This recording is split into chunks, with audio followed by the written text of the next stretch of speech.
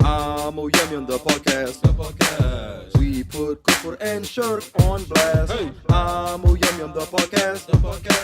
Amoo the podcast. Amoo the podcast. We put kufr and shirk on blast. Amoo the podcast. Peep this, your grave, you may be near it. Life's short, yeah, that part, so take it serious. Think twice, that afterlife should have you curious. Each week, that week's speech should have you furious. The same, all hail King such and such. You say hell, I say hell, get off his much to be desired. Khutbah should be fire, let's rouse the believers. Situations dire. Amoo the podcast. Amoo the podcast. We put kufr and shirk on blast. Amoo the podcast. Amoo the podcast. Amoo the podcast. We put fitna and dhul on blast. Amoo the podcast. You claim Salafiyya, we follow the Salaf in understanding, but without the branding of law.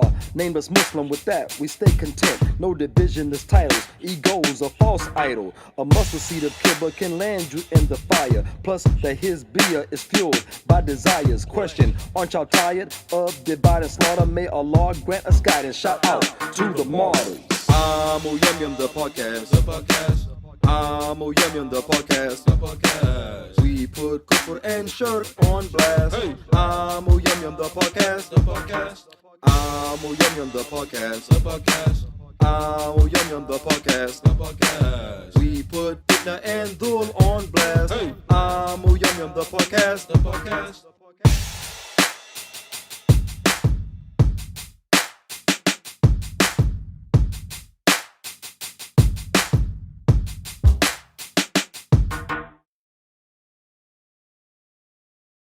Amoo the podcast. Amoo the podcast. We put kufr and shirk on blast. Amoo the podcast. Amoo the podcast. Amoo the podcast. We put kufr and shirk on blast. Amoo the podcast. Peep this, your grave, you may be near it. Life's short, yeah, that part, so take it serious. Think twice, that afterlife should have you curious. Each week, that week's speech should have you furious. The same, all hail King such and such. You say hell, I say hell, get off his much to be desired. Khutbah should be fire, let's rouse the believers. Situations dire. Amoo the podcast. Amoo the podcast. We put kufr and shirk on blast. Amoo the podcast. Amoo the podcast. Amoo the podcast. We put fitna and dhul on blast.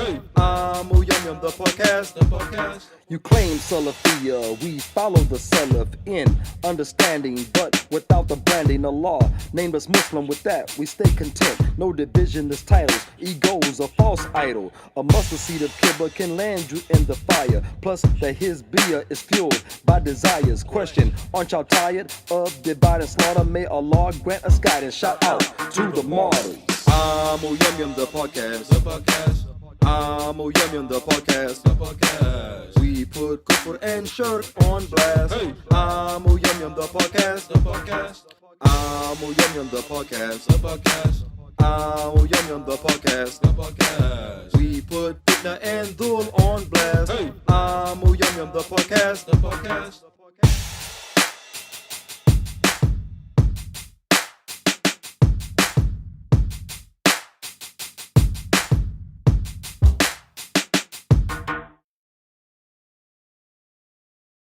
Amoo the podcast.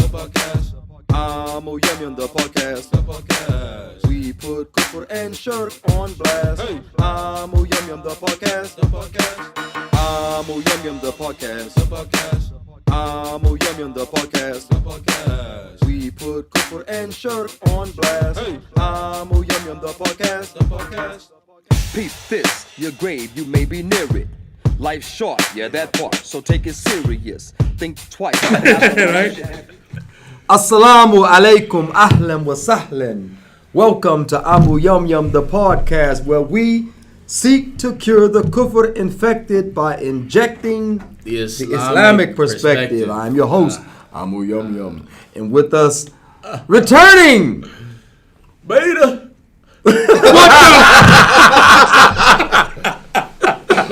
I like what the returning, Amazing. from his El Trip.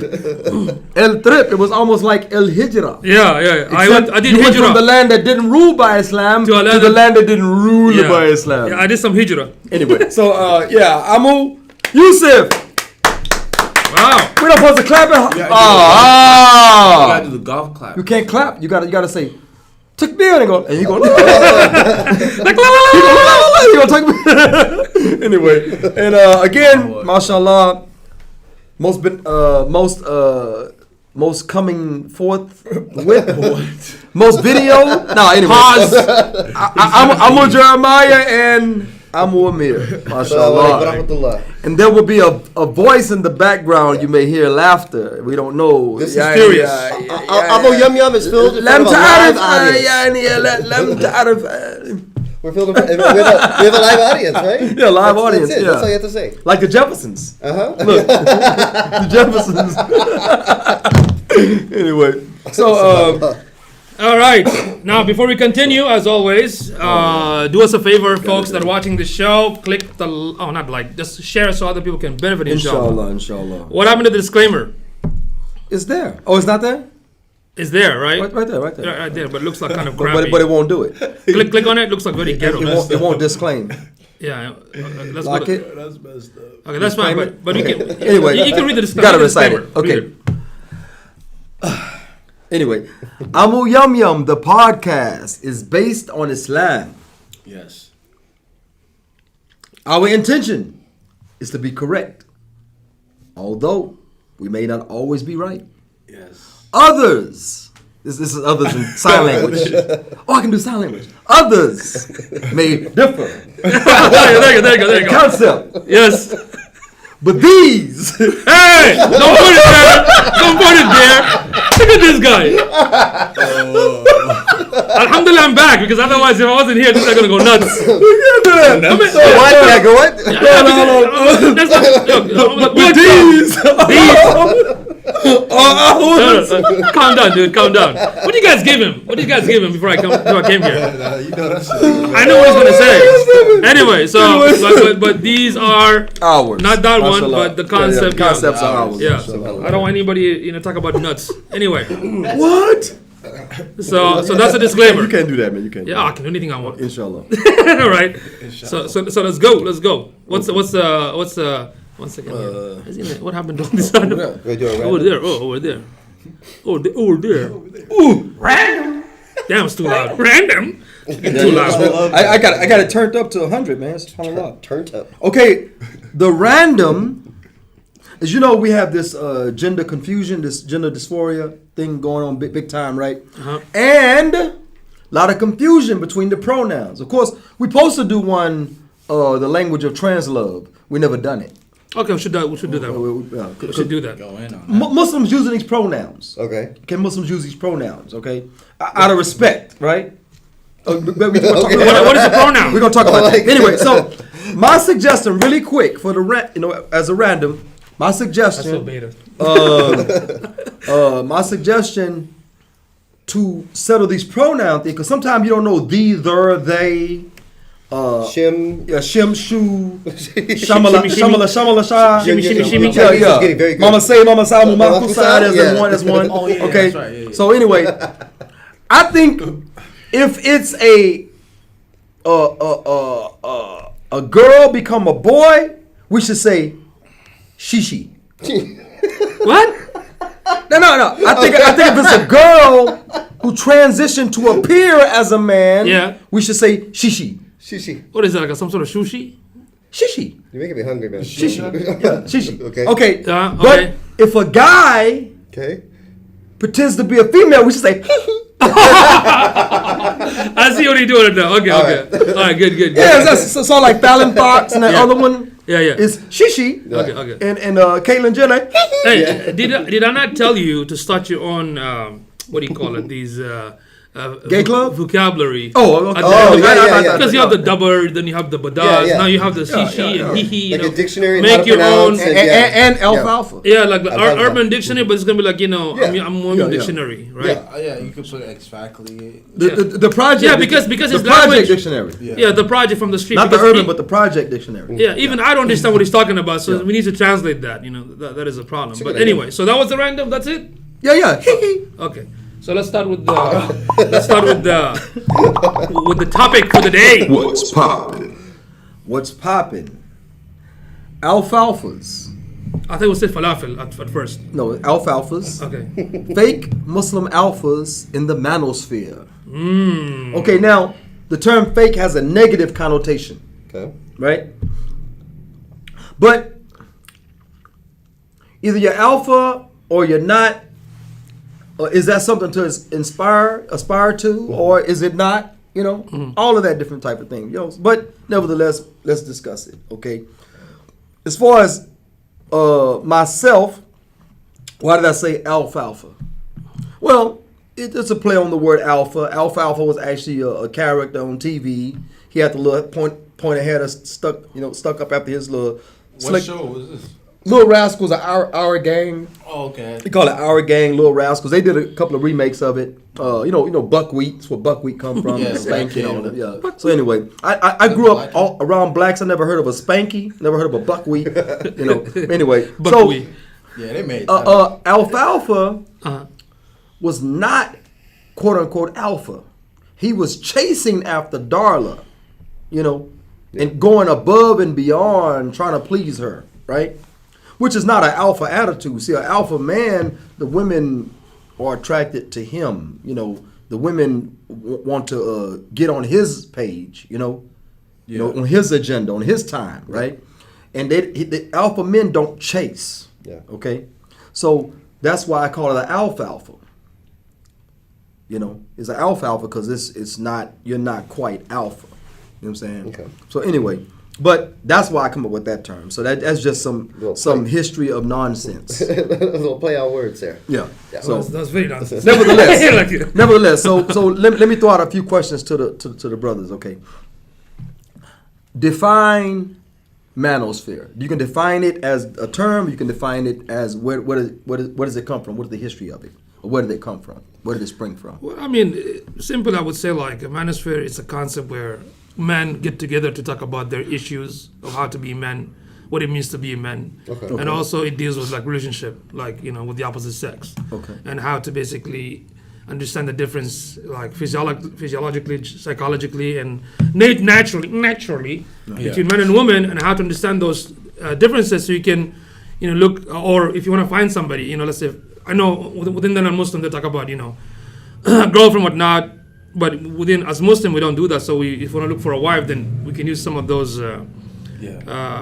understanding the nature of men and women and how to basically filter and. So who are those? Who are those men that are attracted to the manosphere? Who are those men? That or who are those guys? That's a very good question. That say, I want to be part of the manosphere now. I want to. Yeah. So I think before we get into that, we have to recognize that this realm within.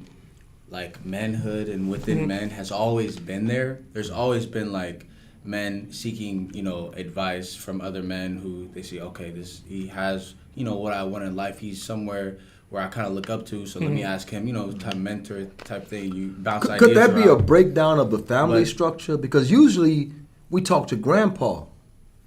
Yeah. Well, yeah. So when you grandpa handed down manhood. Yeah. Dad handed down manhood. Now the nuclear family is not around as much and is not as important to people.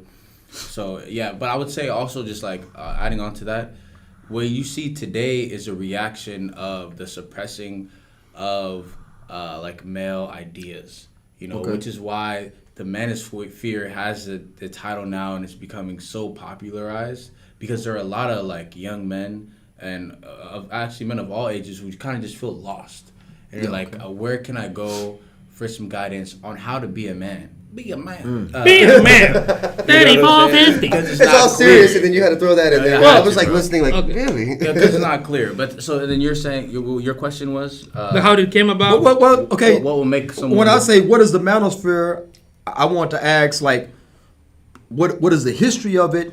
What is the appeal of it? Yeah, what is it as a... From my studies and experience and what I went through, like reading the books and joining several communities. So this concept, even if you look at Jordan Peterson, why a lot of young men are attracted to his advice. You know, if you look at the society nowadays, for example, like, you know, the missing fathers or the fathers not involved, or the heavy push from the secular belief system because of the so-called the concept of feminism, women empowerment. There was heavy focus internationally and in the nation state in the U.S. the focus on women empowerment. Whenever they do that, they actually leave the boys alone or leave the men alone, right? So over time, what happened now, because of this false so-called ideas, these false concepts, the so-called feminist concept, they're actually driven from a secular belief system, which they need to actually question the secular belief system because it is a product of that same system, but nobody questioned that. That could be a different story, but different topic, inshallah. So because of over the years, this was happening, like I'm talking about like decades, didn't happen in one time, in decades. So now you have, for example, a husband that's been getting divorced, raped, or fathers that losing their children, or what else? Like the men are not able to lead and assert themselves, lead and do the fitrah that Allah subhanahu wa ta'ala put in us, and be a man. Being a man, yeah. So our fitrah is toxic.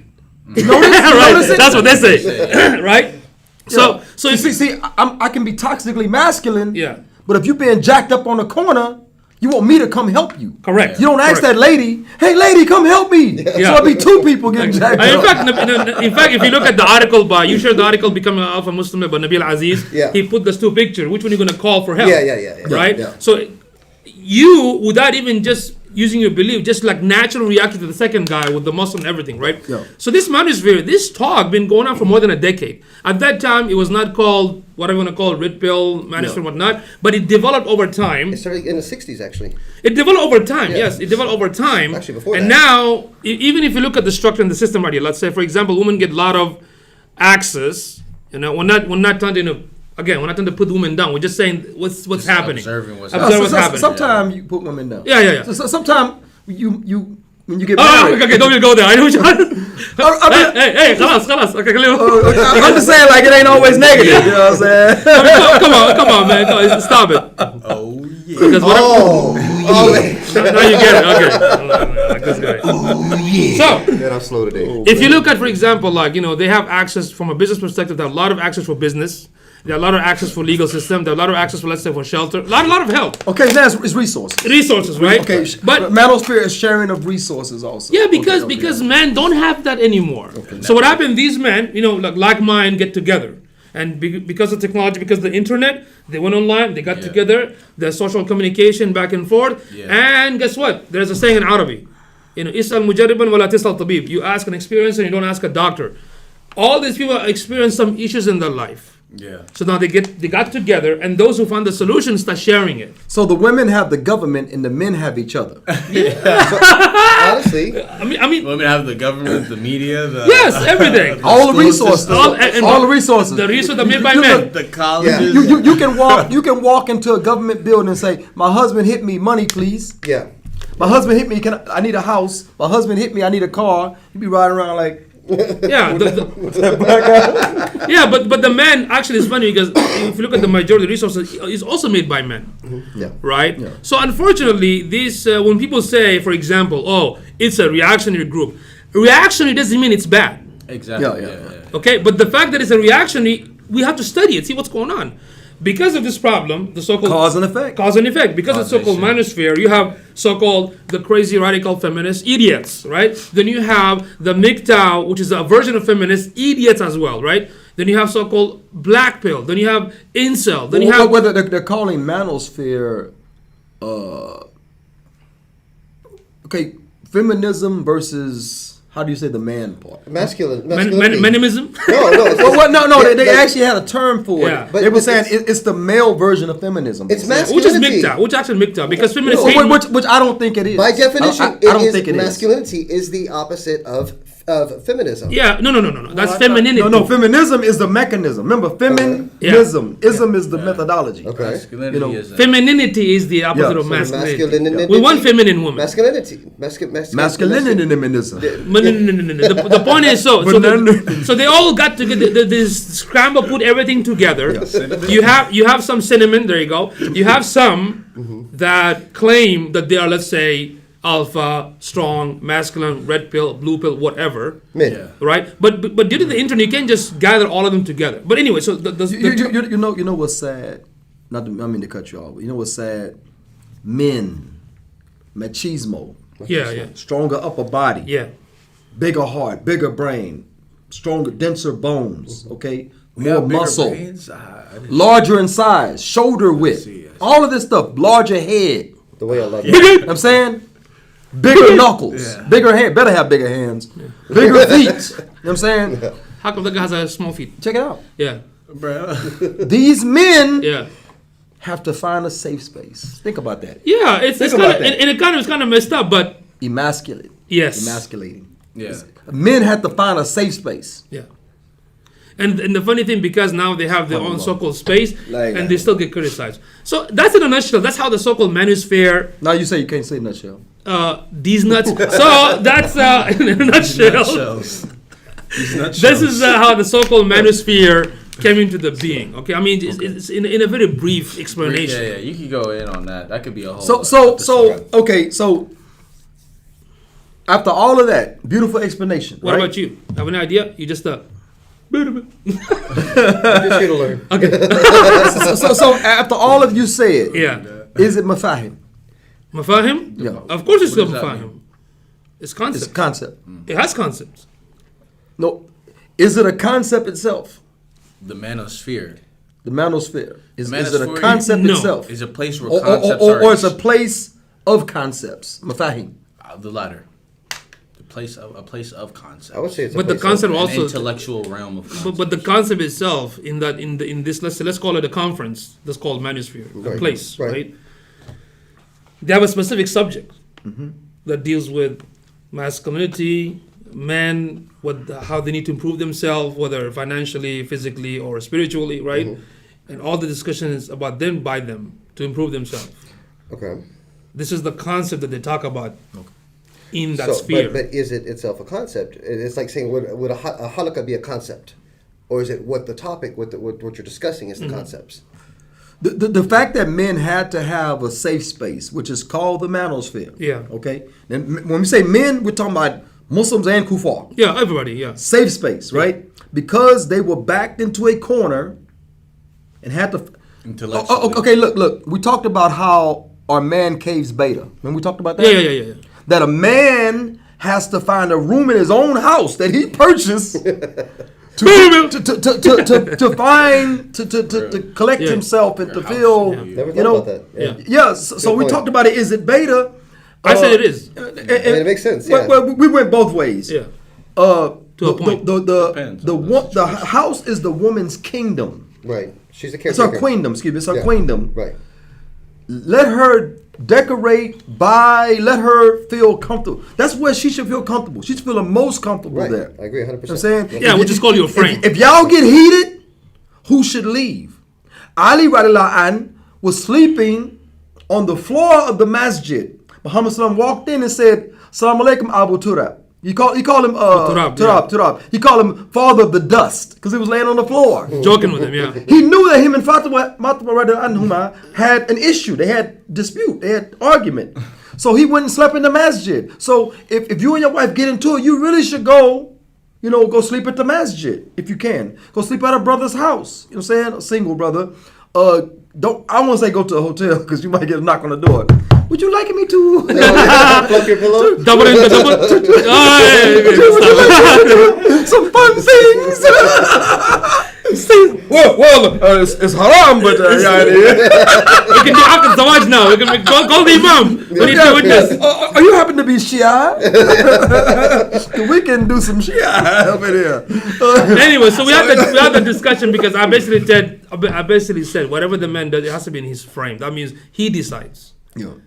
Not listen to somebody else to do it. Because nowadays we have this issue where we don't have enough men to stand up. We don't have enough men to, put the boundaries and stick to what they want to do. They basically, and this is the topic that we're going to talk about, the so-called alpha versus beta, whether they exist or not. So before we move on to the next question, let's clear up some of this. Okay, so Abu, none of your business. We put shirk and kufr on blast. I'm Yomam the podcast. Okay, thank you. Master Miller, assalamu alaikum, brothers. This is Wilfredo. Oh, Wilfredo, homeboy from Houston. I can't wait till you set it up, brother, so we can come down. Yeah, H-Town. Shout out to all the brothers in San Antonio. Much love from Houston. Please share, brother, Wilfredo. Yeah, Wilfredo. It's like a food. Anyway, Yakiri99, yo, thank you. I think that's a relative, maybe, right? Yeah, then Khadija, Amir, Sister Khadija, assalamu alaikum salam. Yakiri Amir is an alpha. That's why I say it got to be a relative. He has a different account every time. Okay, Jawaz, assalamu alaikum, alaikum salam. Jess on Arian, okay. Abu YY. When are you doing the solo episode on astronaut marriages? Yeah, inshallah, I'll do it. Something was requested for this week about second wives. With first wives treating second wives like second-class citizens, basically, right? So make sure you share it with the sister. So I'm going to talk about that. Gotcha. Okay, good. So, so inshallah, I'll do that the week after, next time. All right, Jawad said there is no men's space outside you. There's no men's space outside. You will find a woman in men's spaces. Yeah. Okay. Jawad said, yeah, when is the astronaut marriage happening? JJ is laughing. Jawad said, there seems to be too much propaganda against men. The feminists have published books saying that testosterone does not cause change in a man. Exactly, there is. But wait, what? Testosterone does not cause change in a man. From the fetus. It does. Yeah. We all start off basically female. Until the testosterone enters. Right. Yeah, and that's when the double in the and ooh yeah. Come on, man, you gotta focus, because when we focus, the audience needs to this stuff. Okay. Okay, there we go. Okay. So next question. Okay, go ahead. Next question. Define red pill. Yeah. Either the history or what is it? Do you know anything about it? Actually, we had this discussion yesterday. So the red pill is when a man realizes his place in a relationship and with women, okay? Yeah. And that he is the imam, that he is the leader, that he is the one who makes the decisions, basically, knows what he wants, doesn't chase. Then he goes to jail. Go ahead again. Okay. No, that's a good one. Yeah, that's a good one. Okay. What about you? No, I don't want to answer. He wants to ask. I want to come out. So the thing, I was exposed to this concept, but when I was married, I mean, a lot of time, even in our deen, we were taught about the rights of the husband, the rights of the wives, the rights of the children, and so forth, right? But we're never taught about the psychology and the behavior and the nature of men and women. So for like more than 2 decades, when I used to advise brothers and sisters, I said, before you learn about the huquq, the rights of the husband and wife, learn about the nature of each other. Okay, that's the first thing. So I read many books about this. There are many books about this, like Barbara and Allen Peace, about different things about communication. Because it's good to know this stuff. Even in business, I learned this thing, so I can use when I deal with clients, whether male or female. There's a different way of dynamics to deal with them, right? Okay. That's one. So some of those books were helpful, but something happened in 2015 in my life. Life happened. So I was in search of finding answers, because all the so-called advice that most of the imams and the shuyukh in the West give you, unfortunately, beta male, they're kind of, in a way, I wouldn't say it's their fault, but I would say kind of, in a way, was a catalyst. It's simply. It's real very simply. Very because simple advice. Simply safe. They So all the advice that I got from them is that, look, things are not working, what should I do? So they say stuff like, be patient, let her do whatever she wants. When you make it too hard, they break. When you make it too lenient, they lose. Stuff like this.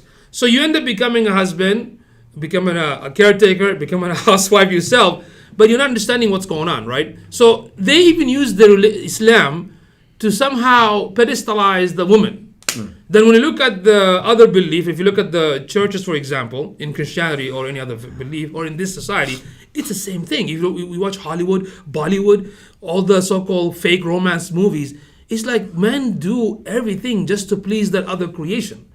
You know what? The old movies. Yeah. It is so stupid. This thing is so stupid. I heard anybody talk about it. I talked about it long ago, and I'm talking about it right now. You're walking across the street. There's a puddle on the curb or on the ground. The man would take his jacket, put his jacket over the puddle so she can walk. Now you walk your butt around that puddle. They would take off their jacket. I remember that. This is on the movies. Yeah, I remember that. I never seen it in real life. No. It's movie. That's Can you imagine putting that nice jacket on the ground and your wife to step on it? Hell no. You don't do that. It's a form of chivalry, though, is what they. Yeah. Chivalry. It's insanity. Chivalry, my bubber. But I'm saying you put down a nice jacket. These men were walking with nice jackets, nice suit coats. Yeah. Okay? Ultra Simp Pro. Yeah. And they lay it over the puddle, and she walks on the puddle, which that's illogical. Yeah. And this is you see, we men, because we're logical, right? So we use our analytical thinking, and we find out that this is crap. Yeah. But unfortunately, women don't do that. They believe in this nonsense even in 2022. So I'll give you the sun, the rain, the wind, the stars, and the mountains. That song went. He's singing way up there. You know why? Oh yeah. Because a man promised the sun, the rain, the wind, the stars, and the mountains. The group is called After 7. Okay. I remember that. He don't own that stuff. Yeah. But the women say, oh. That's why women have wali. You know why? Yeah. Because the man will say, what are you giving me as dowry? I'm giving you the world. She go, oh, take it. Yeah. Oh, yeah. So, life happened. So I'm trying to find an answer because all this advice didn't work out. I took all your advice. It didn't help. Yeah. I ended up talking to psychologists, psychiatrists, and therapists, which I also found it fascinating because even among them, 50-50 were disagreeing with some of the ideas. Then our brother, alhamdulillah, shared this book with me, which was Rollo Tomas's book, The Rational Male. Yeah. I read it, and subhanAllah, all the answer that I was looking for, subhanAllah, I have to be honest, that I found the answer in his book. So when I looked at it, reflect on it, and looked at my life, and looked at how I'm behaving with other people, I'm like, wow, everything he's mentioned is exactly how, but I did not see it that way. So that's the concept of red pill comes in because you're waking up. Or the so-called from the movie Matrix. Because they call it blue pill because you were taught in a certain way in society, and you're stuck with it. You don't want to think outside of that box. I noticed this behavior among the Muslim and non-Muslims. So it became like every time they say something, like when we, I don't know if the brothers from Chicago here, but with one brother, the way he was talking about a certain situation about like a man and a woman, the way he was talking about it was like, that's like a white knight. That's like, putting a person on a pedestal automatically without even investigating. When in our deen, we say what? That you cannot blame somebody without evidence. Yes. Absolutely. Right? And when there's an issue between husband and wife, you have to listen to both sides of the story. Yeah. What we see in the non-Muslim, insanely crazy, but among the Muslims in the community, we see a lot of craziness too. Yeah. Like how some of these so-called women we want 50-50 in the masjid. We want any sheikh or imam does something weird, we need to blast them with accusation. Cancel culture. So believe all women. I'm like, all this stuff. You know another problem is when it comes to the masajid. Yeah. Is the woman's area. We need just as much space as you all. We need a woman's area. Allah gives you more blessing from playing in the closet in your house than in the masjid. It's true. So why are you trying to afford? Now, I'm not saying they shouldn't come. Even Muhammad said in the hadith that if your wife wants to come to the masjid, don't deny her that. Of course, after her duties are fulfilled as a wife, I'm saying, and many ulama say for knowledge. Yeah. That was the purpose. That was the illah. That was the reason. Nowadays, knowledge. You're right. It wasn't just to go hang out and cause fitna and then try to accuse the imam of looking at you. Yeah, but nowadays the masajid, I think you were talking about this, I don't know if you or somebody, the masajid nowadays, especially in the US, it became a social club. Yeah, that's why you see some masajid calling themselves like civic center, this place, you know what I'm saying? Because it's like Arab Masjid, Black Masjid, Desi Masjid. And some of the biggest fitna I've seen, some of the biggest fitna I've seen was from this quote-unquote sisters area. I'm not saying sisters areas are bad. The masjid is not a place of women. Which I understand. There's a class, there's learning, there's knowledge, but if she's the teacher of the children, she's the first teacher of the children. Yes. So if she got the knowledge and she taught the kids very well, you know what I'm saying? We wouldn't need these quote unquote Islamic schools that are actually not teaching Islam. This is true. Secular ideas in it too. Secular ideas coupled with Islam, which makes it not Islam. Exactly. But subhanAllah, once I read the book, I ended up looking for more resources, found different other groups, the Reddit, and I saw this so-called community. And again, I'm reading it, alhamdulillah, because of my aqidah, Muhammad Rasulullah, I can filter out the haram stuff, you know. So anything that is haram, doesn't agree with the deen, I'll throw it out. Like the concept of hump and dump, we don't do that. In fact, I remember one day, Abu Marek, mashallah, he was with the group with all these so-called red pill committee, whatever. And they were talking about hump and dump and this and that. Then Abu Marek said, what if it happens to your daughter?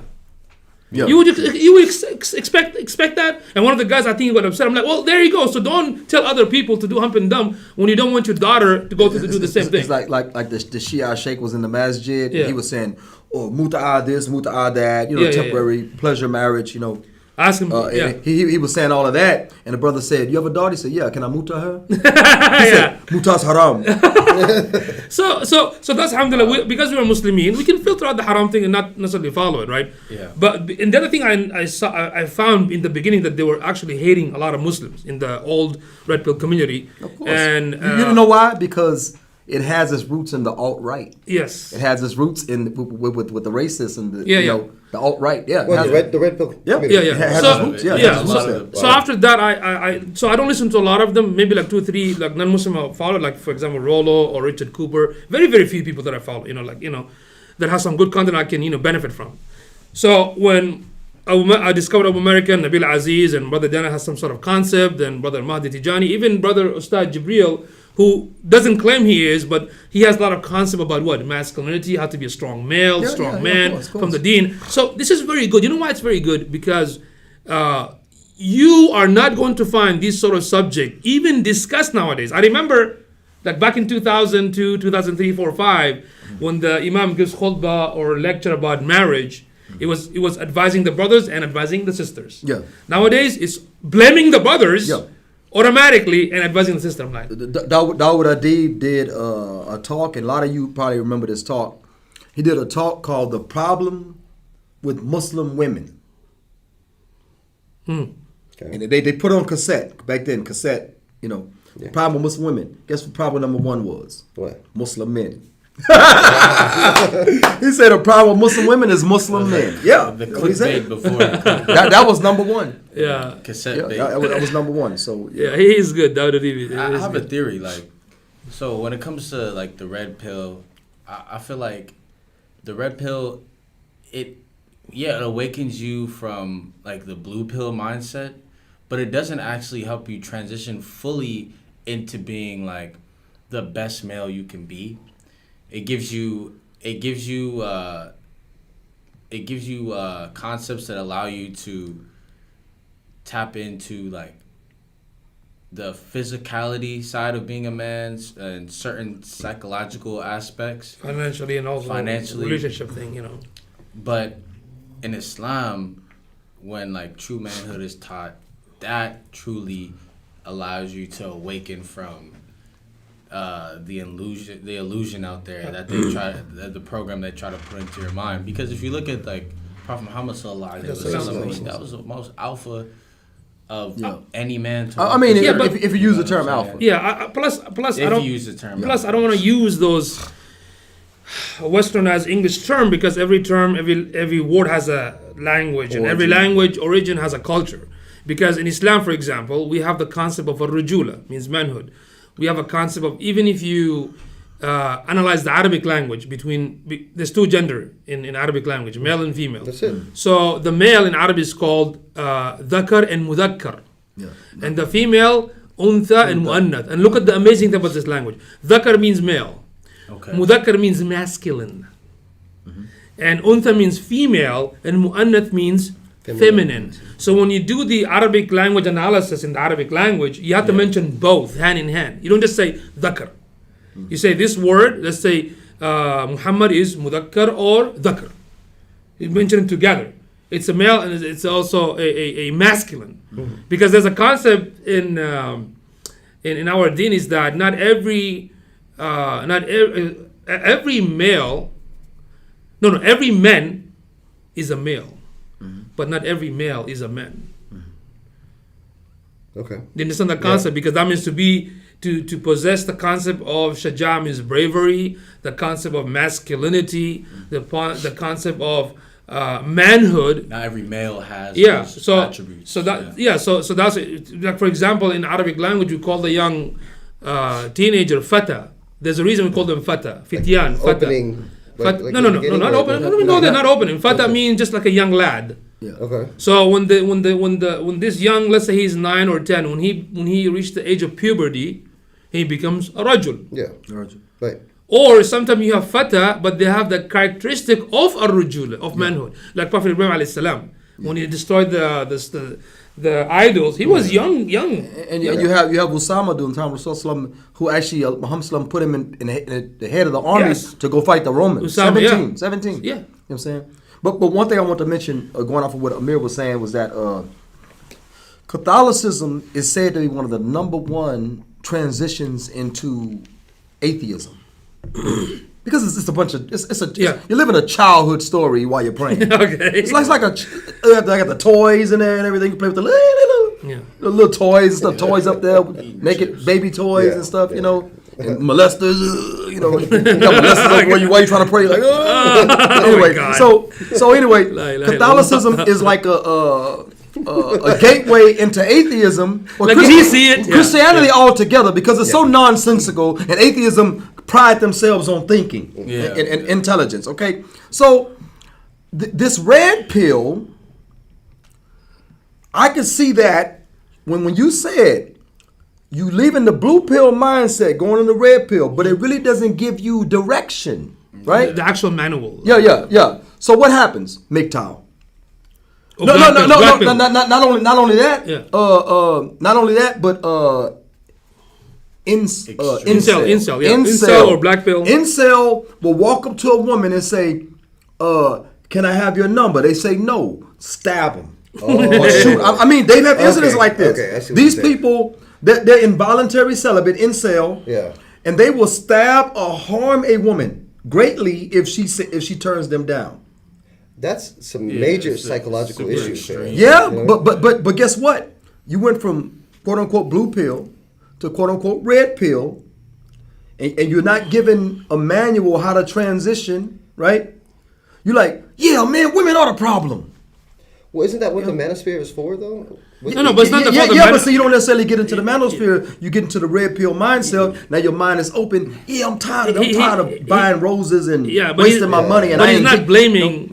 He's saying that what came from this, because you have the concept of. I knew the concept of MGTOW before even red pill, because I was looking for MGTOW, which is man gone on their way, and a lot of them they leave off women. And the reason because of the unjust with the divorce, losing the kids, and some people even commit suicide, and then of course with all the situation with the women. So that's what they came up with. And the solution, of course, they're not Muslims, so they have a solution. You know what's the solution of MGTOW? It's either hump and dump and be monk mode. Yeah. Oh, monk mode. Okay. Yeah. Be a monk mode or hump and dump. So celibate. Yeah. So in Islam we don't have that. Ascetic, or what do they call it? Ascetic. I'll be honest with you, they need Islam, because we don't have that concept in our deen. We highly encourage to marry and multiply and not just be like that. Red pill is mafahim. It's a concept. Concepts, yeah. Okay, it's a concept. Okay. Now, after that, a lot of Muslims were. I mean, you could say Muslim were blue pill, they were simping for women. Don't be simping. And it didn't work out. Yeah. Okay. They went to court, children taken, their wages were garnished, all because him and the woman didn't work out. Mm-hmm. Okay. Allah revealed divorce as a solution. Right. Yeah. Okay. It becomes a problem when you empower one person over the other. Yeah. That's that naturally doesn't have the power. It's against the fitrah too. Yeah. Because if my wife went at me, I don't have to call the police. If I went at her, she's gonna need a couple of police. You know what I'm saying? Yeah. So it's not equal. Yeah. So you empowered Nashaza, right? Rising above, you empowered a woman over the man. Systematically, you did. So now he's mad, right? Now he starts to adopt these anti-women type thing, because any man that's humping and dumping is anti-woman. Yeah. You know what I'm saying? That's what the You MGTOW don't is. respect them. And that's what there's no respect. Yeah, and that's what MGTOW is, but not the red pill, because even among the red pill, not every somebody claim the red pill that necessarily are. There are very few people. Yeah. I mean, even with Roller, he says that I'm not saying go hump and dump. I'm just saying we need to understand women. You got to know them. You got to talk to them. Whatever your belief system is. But don't be just not taking any action. But people just lump everybody and put it together. I mean, I think Brother Daniel, mashallah, he did a good, awesome review on this concept. Because I can take it from any book and read it too. For the red pill, yeah. He did a full video on that, a good review, yeah. So I learned from other books that are not so-called red pill. In fact, this concept of manhood, talk about man situation, if you go back 10 years, it was on the red pill community. Nobody attacked them. The reason now they attack it, because the feminists, khalas, they're like getting fed up with it. They start attacking, and the idiot that don't realize it, they want to pedestalize them. Okay, we'll go with you. We'll attack them too. Does that make sense? I'm not here to defend them, because I mentioned in the beginning that some of the stuff in the community is actually not Islamic. Yeah, but I have to be honest, because I took some benefits from the concept, and the one that doesn't benefit, you leave it out. Does that make sense? You know why? I'm gonna tell you why you went through that transition. Okay. Yeah. Because you were trying to be good husband. Yes. You were trying to acquiesce. Exactly. You was trying to. You hurt. Let me heal. You don't feel like cleaning. Let me clean. Exactly. You don't want to change the kids' diapers. I'll change the kids. You're trying to do all this. At the end of the day, you get stabbed in the neck. At the end of the day, you get your kids get taken from you. Yeah. At the end of the day, you're deeply depressed. Might be damn near suicidal or even homicidal thoughts. You know what I'm saying? And a lot of because you don't take a man's children. That's your progeny. Yeah. You don't do that. Yeah. You can get a lot. You need the Army, Navy, Air Force, Marines. Yeah, and you know what I'm saying? And I'm glad you mentioned that, because when I was because a man will snap. And I'm glad you mentioned that, because when I was researching, and I found, let's say, Rollo's books and stuff like that, I saw in his own community people like this guy was like, I was about to just but as soon as I read your book, now I understand. Does that make sense? Yeah. So it's not all bad, but we know that we as a Muslim, alhamdulillah, we have the aqeedah of La ilaha Muhammad Rasulullah. We can filter things out, That's where I'm going. Red pill versus enlightened mind. Yeah. See, the enlightened mind connects. He connects what came before this life to what come after, to our duties in the here and now. Before this life was Allah Ta'ala, and the next life is the judgment.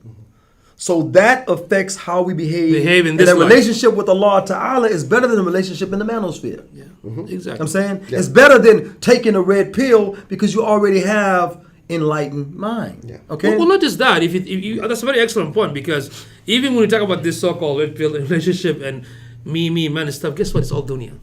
It is. Yeah. It's all dunya related. Wait, what Badusa's dunya? yeah. So, but you're right. So the thing is, the reason you talked about once we realize intellectually that before this life there's Allah, right, and after it we know what's going to be the result of the akhirah, which means that's one of the reasons we think about this life. We think about the universe we're living in, because it deals with our reality, right? And we have to understand us. Like, what does it mean to be a man? Who is a man? Yeah. Like, what is a man? But then to know that is also to understand what is woman. Yes. And when you understand that, you want a woman on the same page as you. Yeah. I want you on that page. I'm the leader. Exactly. I'm going to make decisions. I just did a video, always right versus always responsible. You know That's why? a good one too, yeah. Because I'm always responsible. But do I have to always be right? Because see, Muhammad SAW talked about the person that only obeys the Amir when the Amir orders them to what they like to do. But disobeys the Amir in things that the Amir orders that they don't like to do. Okay. That's not obedience. Yeah. So if a wife is, Allah says, the righteous women are devoutly obedient, and they guard in their husband's absence what Allah would have them guard. Okay? These women is what? You maintain them, you protect them, then naturally they reciprocate. Right. Okay? Yep. The reciprocity is what? Obedience and don't shame me. obedience and don't shame me. Okay? And that is the issue. So that's what enlightened mind gives. I need that. But when you have a whole system that masculinizes, is that a word? Okay, women. Yeah, it is a word. Yeah. To make nashaza over you, right? Now you're sitting there like, man, thoughts will come across your head like, let the police show up to my door. This is it. This is it. Standoff, right? This is it, bro. I've been in situations where I had, Allahu Alam who did it. I think I know who did it. I'm in my home. Don't. Lights all in my yard, okay? Now, I spoke to the police earlier that day on my front porch. They left. The police were told, he got weapons in the house. You're kidding me. I have no weapons in my house. I have no weapons in my house. Okay? I have no weapons in my house. The police were told he's an ex-convict, went to prison for attempted murder, and he got weapons in the house. Texas, no. I don't know where anybody else. In Timbuktu, maybe you can have it. But anyway, later on that night, nobody called again. Later on that night, on the door, hard knock, lights all in my, trying to look through my window and stuff like that. They want me to answer the door, bruh. They weren't called. So, how are they going to justify to the police chief or the mayor that I opened my door, I had a weapon, they shot me down, they went inside and found it, put it on me, got my prints on it, right? Okay, how are they going to justify it when they come in, there's no weapon? How are they going to justify showing up to my home when there was no call to come to my house? You know what I'm saying? There was no call. You know what I'm saying? So that's what I'm trying to say. Like, how you going to justify that? I'm thinking about that. I'm like, come in here. Come in here. I say, we all finna have fun. It's finna go down. I know somebody called. The person that was given the shaza over me. Okay. You know what I'm saying? When I'm naturally the leader, right? You take that from a man, and then you go, oh, you want some eggs in the morning? Like, I don't want no eggs! Yeah. I don't want no eggs! The last thing. Stick them eggs up your bubble. I'm just saying, bro, the frustration. When you take a man that feels like a man, he feels alpha. Maybe he ain't got alpha money, but he feels like an alpha. And then you got some alpha Bitcoin. You emasculate him and degrade him. Yeah. Okay, life is not worth living no more. I'm saying. But you see, Akhi, mashallah, how you put it. If you talk about the enlightened thinking, right? If you connect the dots, this whole, again, the concept of mafahim came from the system of Almaniya and Democracy and all this stuff, right? And this concept was also pushed by men. Yes. Does that make sense? Yeah. So if you follow the origin of how all this problem started, eventually you have to ask yourself as a human being, like, really, what's my person's life? Like, what am I even doing here? Yeah. Right? Like, what is the correct solution? If I'm made, I didn't choose to come to this life. I've been made, I'm here. Somebody made me, so that means I gotta follow someone, right? They gotta follow. He made me, so I gotta follow the rule. Otherwise, if I'm trying to assume and figure things out based on trial and error, it's always gonna be incorrect. Yeah. This is where you're gonna get lost. You know what I mean? So before I move on, let's catch up. Yeah, alhamdulillah, we got some good comments. Don't forget to share. Inshallah. Okay, so let's go back. We lower than that. Yeah, let's see. Here we go. Jawad. I think he did that already. The one below that. Yeah, that one right there. Yeah. So they have books. Yeah. Okay. They have books on Amazon on this topic. You can click that and put it on if you want to. Written by what's his name? Written by why is it red, man? I don't know. We've got to change it anyway. Yeah. I can't even read it. Red Comet. So I did read some of the books. I'll be reading now. I don't read. Yeah, I read some of the books from Dr. What's his name? One second. They have books on Amazon on this topic written by a prominent feminist woman. Okay, what else is here? So, masculine development is red pill from what I have been following. Yes. Here's the thing, quickly, some of the stuff that I learned from the red pill, the masculine development, you don't pay attention or put women on a pedestal. Like in Islam, we talk about lowering your gaze and not, give them too much attention like that, especially when they're not related to you. They talk about men and women cannot be friends. We have the same concept in our deen. So, that's right there. Not related, but when they're non-mahram. Non-mahram. There you go. Thank you. Non-mahram. Jazakallah khair. And of course, you're supposed to lead. You're supposed to, You gotta be well cousins too, boy. Guys, some bad growing up. So, and also to basically develop yourself. So when you're healthy and ready and everything, you can take care of other people too, right? It's simply in a nutshell. So you're right on that, Jawad. Let's see. I don't know that attention was like cocaine to woman. Oh yeah. It's Borno. It's like Borno. Borno. So let's see what else is here. Like I recommend reading this is a good book. I recommend reading the book The Myth of Male Power by Dr. Warren Farrell. He's the same author who wrote The Boy Crisis and also the Myth of Pay Gap. Okay. JJ said Ultra Simple Pro. I gotta do that sound effect. All right. Yeah. Jawad again, mashallah, very active. Being in a masculine environment creates a masculine man. Unfortunately, we are unable to find that today, which is that's why we have exactly. That's why we have Amoo Yum Yum and all. You got Masjid Al Simsim. Masjid Al Simsim. You want to? Hey, Jawad, you want to start a Masjid Al Simsim? Masjid Abu Simp. Abu Simp. Yeah, all the advice I got from Abu. All the are criticizing the men. You men with your penises.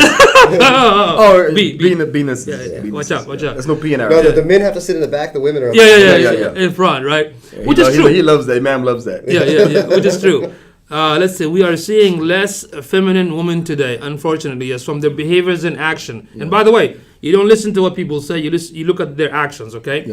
Jawad also said, mashallah, they want the traditional benefit of marriage and feminism all at the same time. They don't coincide. Exactly. Those are like a different magnetic, repulsive, water and oil. Whatever. Water and oil. Yeah. Water. Okay. Black mind. What's up, brother? Okay, black mind. I gotta check my voice. Those cases are those cases are famous, but incels. Those cases are famous, but incels really harm anyone.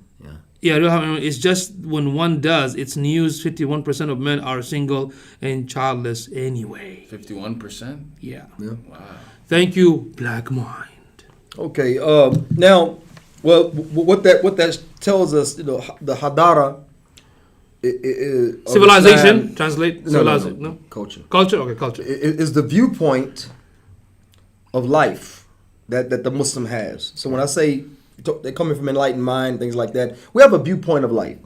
We feel like a woman's role is, that this way. Mu'annath, dhakar. Mu'annath, untha, yes. Yeah. So we understand a woman's role to be this way. When that's not happening, then we have to reevaluate, should we be in this situation? Because you're not living Islamic life if your wife is your imam. How can you lead her in salat when you're the more feminine? And she has the authority over you. She should lead the salat. She should lead the salat if you are going to take a back seat in every other aspect of life, but you're going to lead the prayer. By the way, that's not allowed. By the way, so it's not allowed. Don't get any idea. So anyway, hence the A'udhu Billah. Okay. So the issue is like we understand men and women roles. We understand the balance. The balance. Okay, we understand the balance, and when that balance is not happening, it's going to set everything off. You know why? Because your children are going to hear her talk to you. Exactly. In these unbalanced tones. They're going to hear unbalanced language. They're going to see their dad taken away in handcuffs because he tried to be the man of his own home. One brother posted, he said, when the police are called, is there any going back? And most people said, no, that's it. You know what I'm saying? Because you know why? You've undermined that man. So it's like what they say about women with high body counts. Every body that she catches, she can love the next man. She can't love the next man as much. So she catches another body and another body. That's where the term comes from. You can't turn a 403 into a housewife. Okay? You can't turn a 403 into a housewife. You know why? Because they caught so many bodies, they can't be a homebody. Okay? They're a street body, right? So that's where that comes from. Now for the streets. Yes, you for the streets. But I'm saying, like, so that's why it's really important to marry a woman. Now, you say Muslim, non-Muslim, marry a halal woman, okay, that buys into that. Because I can tell you horror stories from Muslim women, and I can tell you some good stories from Kafir women. Yeah. I can tell you bad stories from Kafir women and good stories from Muslim women. So it's about women and men. And it's their mentality and whether or not they accept what's their their role. like. But but as Muslim, we have a viewpoint. We have hadara, a viewpoint of life. Our culture that says the gender roles are thus. Yes. The gender, and it's a fitra. It's a natural inclination. It's from Allah Ta'ala, so you know it agrees with your fitra and it agrees with your intellect. And this is the problem. Now let's get into what is an alpha male. What is an alpha male? Okay, I found the definition here from Berkeley University. Berkeley. Oh yeah, you trust everything out of Berkeley. Absolutely. Yeah, okay. It says here. Hey, I'm from Berkeley, so you have to. There trust we go. Me, Yeah, gotta trust it. Gotta trust it. Okay. All right. So here quickly, there's a definition here. Alpha males are those at the top of the social status hierarchy. They have greater access to power, money, and mates, which they gain through physical prowess, intimidation, and domination. Alphas are typically described as the real men. In contrast are the beta males, the weak, submissive, subordinate guys who are low status and only get access to mates once woman decides to settle down and go searching for a nice guy.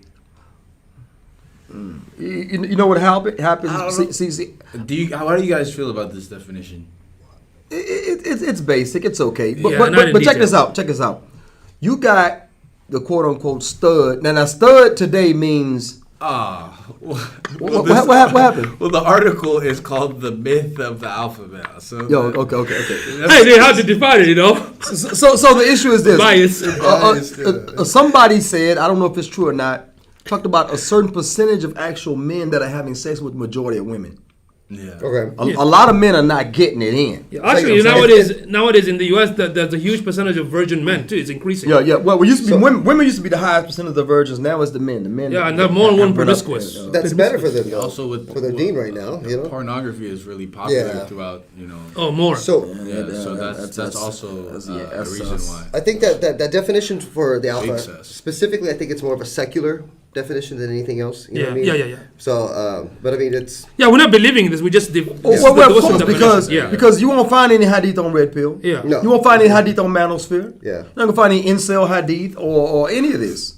So as far as Islamically, that's why we're talking about the concept, because it deals with reality, al-waqi'ah, the reality. But then we're gonna talk about it from an Islamic perspective, because we are Muslims. So we view things, hadara, we haven't view things from the Islamic prism. Correct. Yeah, because we haven't got into that yet, because we're still, inshallah, we're building the definition of what does it mean to be, all the stuff from Islam point of view. We're going to address some famous personalities, inshallah. But nevertheless, alphas are said to be leaders of men. Yeah, I think leaders of men. These are men that are able to lead other men. A lot of these guys in the manosphere adopt the title alpha. Then they say, if you need a one-on-one, sus. If you need a double in the bubble, if you need a one-on-one, contact me at this email or whatever, and I'll schedule something. And they charge money for it. They charge money. Yeah, and I think it's okay sometimes, though. Well, it's no different than... Depends. It's no different than writing... But see, if you're going to talk somebody off a ledge, or talk somebody out of doing harm to somebody else, right? Actually... Then yes, but who's the cuck? The guy that Joker just exposed. Yeah. Wait, he exposed himself. Jack Murphy. Jack Murphy. Yeah. He schedules one-on-one consultations, as an alpha male. But he says he allows his girlfriend to go on Tinder and sleep with random dudes that he approves of, and sometime he watches. That's his article. And sometime he watches. Listen, that's his article that he wrote probably 2015, and because of the heat right now with his idiot behavior, he removed it. But guess what? You can always go to archive. You can go to archive, learning for digital marketer out there. Nothing gets away from the internet. So if you go to archive.org or archive.fo, the full article is right there. So from the Islamic Hadara, the Islamic viewpoint of life, our culture, right?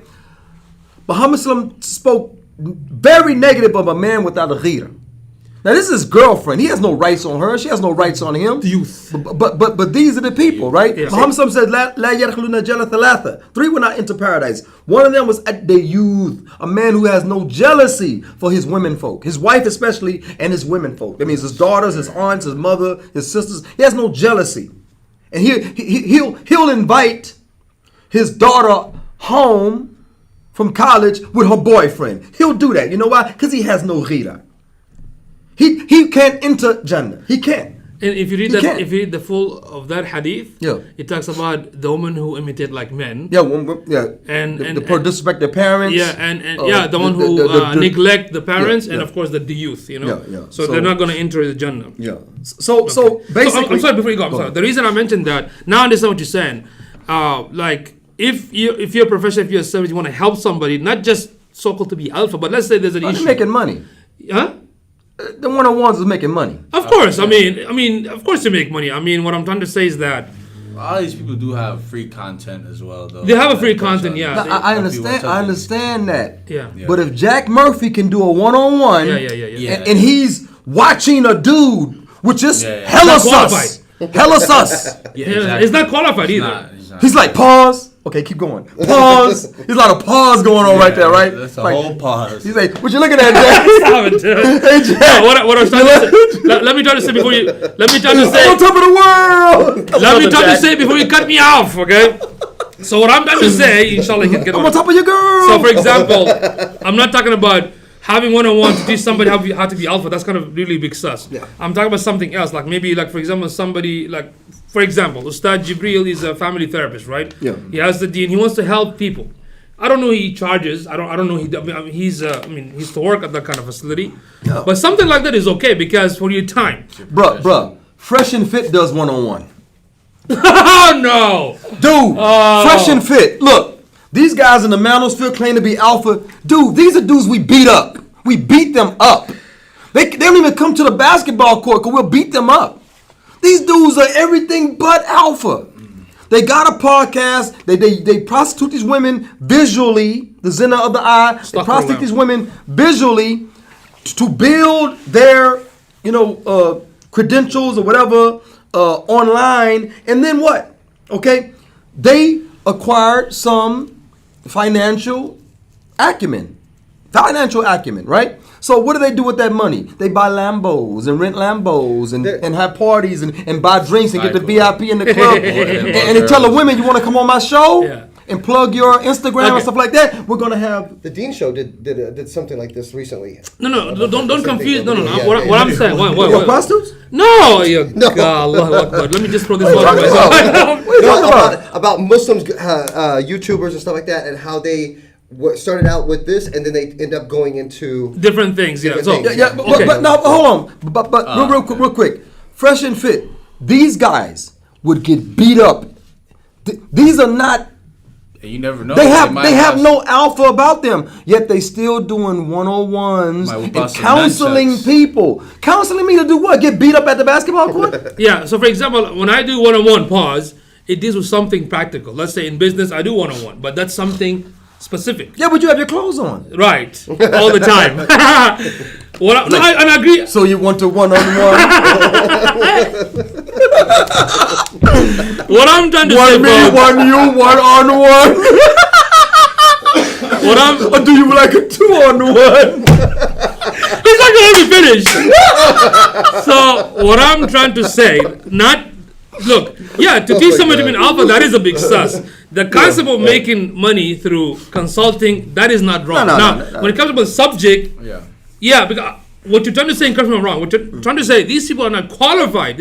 Even the way they claim alpha or whatever, you can see from their action, they contradict themselves. Yes. So I'm going to learn from somebody like that. That's number one. Number two, it is very sad because sometimes, unfortunately, in my industry, the so-called digital marketing, right? Yeah. Okay. A lot of these so-called gurus, even in the real estate, real estate, they take advantage of desperate people. Mm-hmm. Oh yeah, all the time. They exploit, they manipulate, they lie, they do that. Whatever to close. Guess what? With this so-called Manosphere, I've seen people do the same thing. These people are desperate. They need help. Yep. So what they do, because they saw desperation, let's attract them, right? And some of them don't even think. The money corrupts. Of course it corrupts. The money corrupts. Well, okay. Look. If I ever reach a situation where we could make a significant, then that means I could vacation in Morocco for the summer. don't have to earn any income. Or I could go and live there for a whole year. You know what I'm saying? Let my kids get up on the Arabia and stuff like that. I mean, that gives me flexibility. But I'm not going to be in a room one-on-one with a dude. Hey, then what are you going to do? You're going to do Turkey? No, you're going to say, you want some alpha? We got to do a one-on-one. Oh, stop it, man. But you guys understand the point. I understand what he's saying. I agree with him. Yeah. But I'm also saying that I don't want people to get the misunderstanding. No. Counseling, adino nasiha.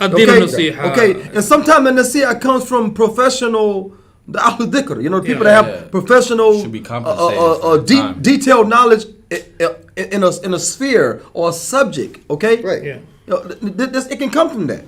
Because you can write a book. Sell that. Of course. You can sell that. The thing is, with the Manosphere, there's no certification. Yeah, it's trust. It's trust. You gotta. It's trust. That's what it is. That's a debatable too, because you don't have to have a degree really to educate. Because, for example, Baba Ali gives a lot of advice because of his experience, right? Something with Nadir, something with you too.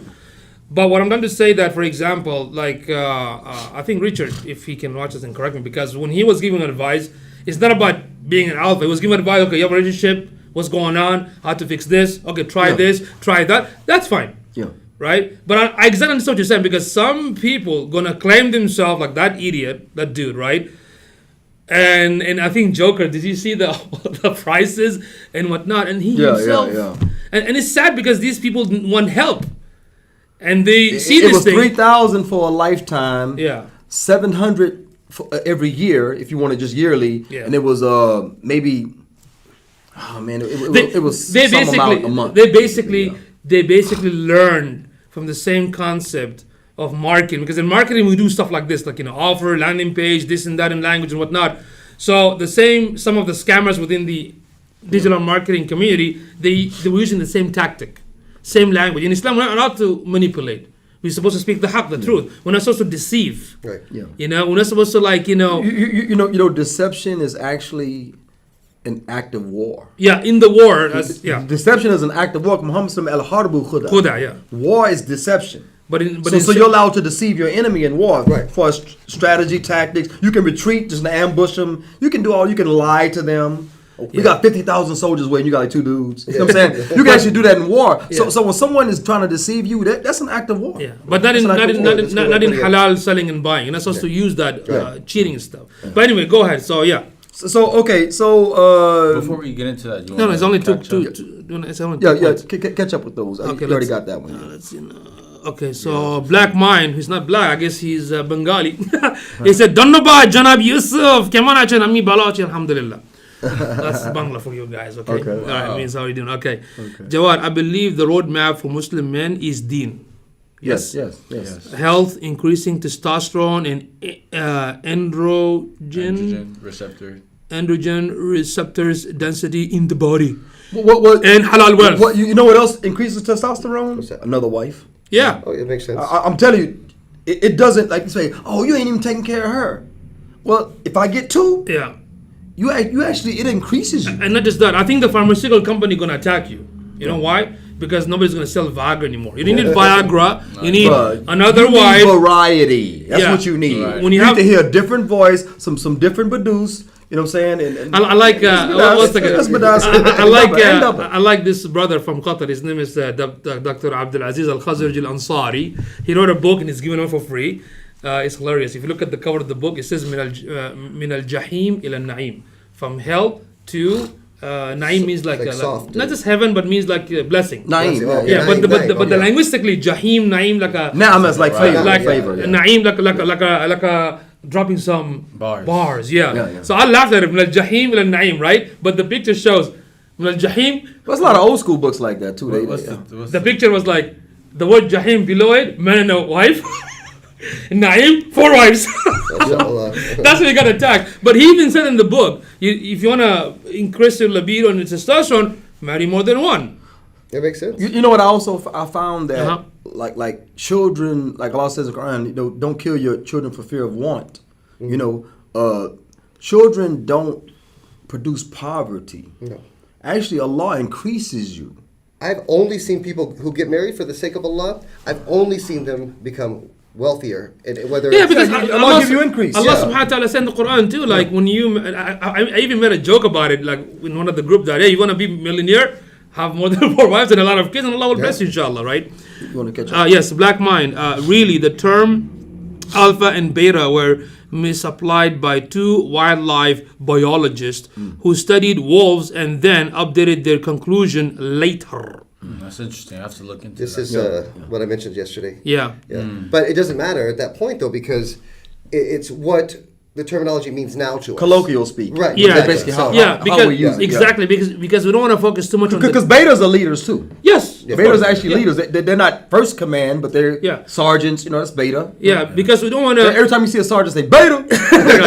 Because we don't want to end up just wasting time talking about the word and not about what's behind it. So right now people attack the red pill, for example. Okay, hold on a second. Put the red pill term or the Manosphere aside. Let's see what's the discussion about. Yeah. Let's do that intelligently, okay? So Black Mind, okay, we read that. Jawad, some of the guys in the Manosphere have a past of being a cuckold Jack Murphy. There we go. That's what he's talking about. Yeah. No, that's not past. That's not past. Current. Yeah, this is very current now. That's actually current. He actually destroyed himself completely. I think he's cooking right now. Yeah.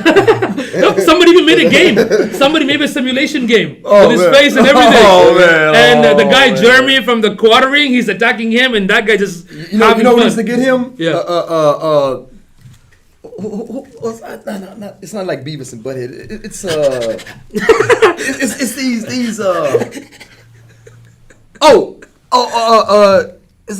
is it?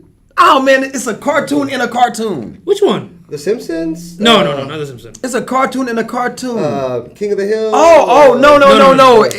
It's South Park. South Park has a cartoon where the people fart on it. They fart, the two things fart on each other. Stuff like that. I forgot what the cartoon is called. But South Park is a cartoon that the kids watch a cartoon. Yeah. Right? Yeah. They need to put Jack Murphy on that.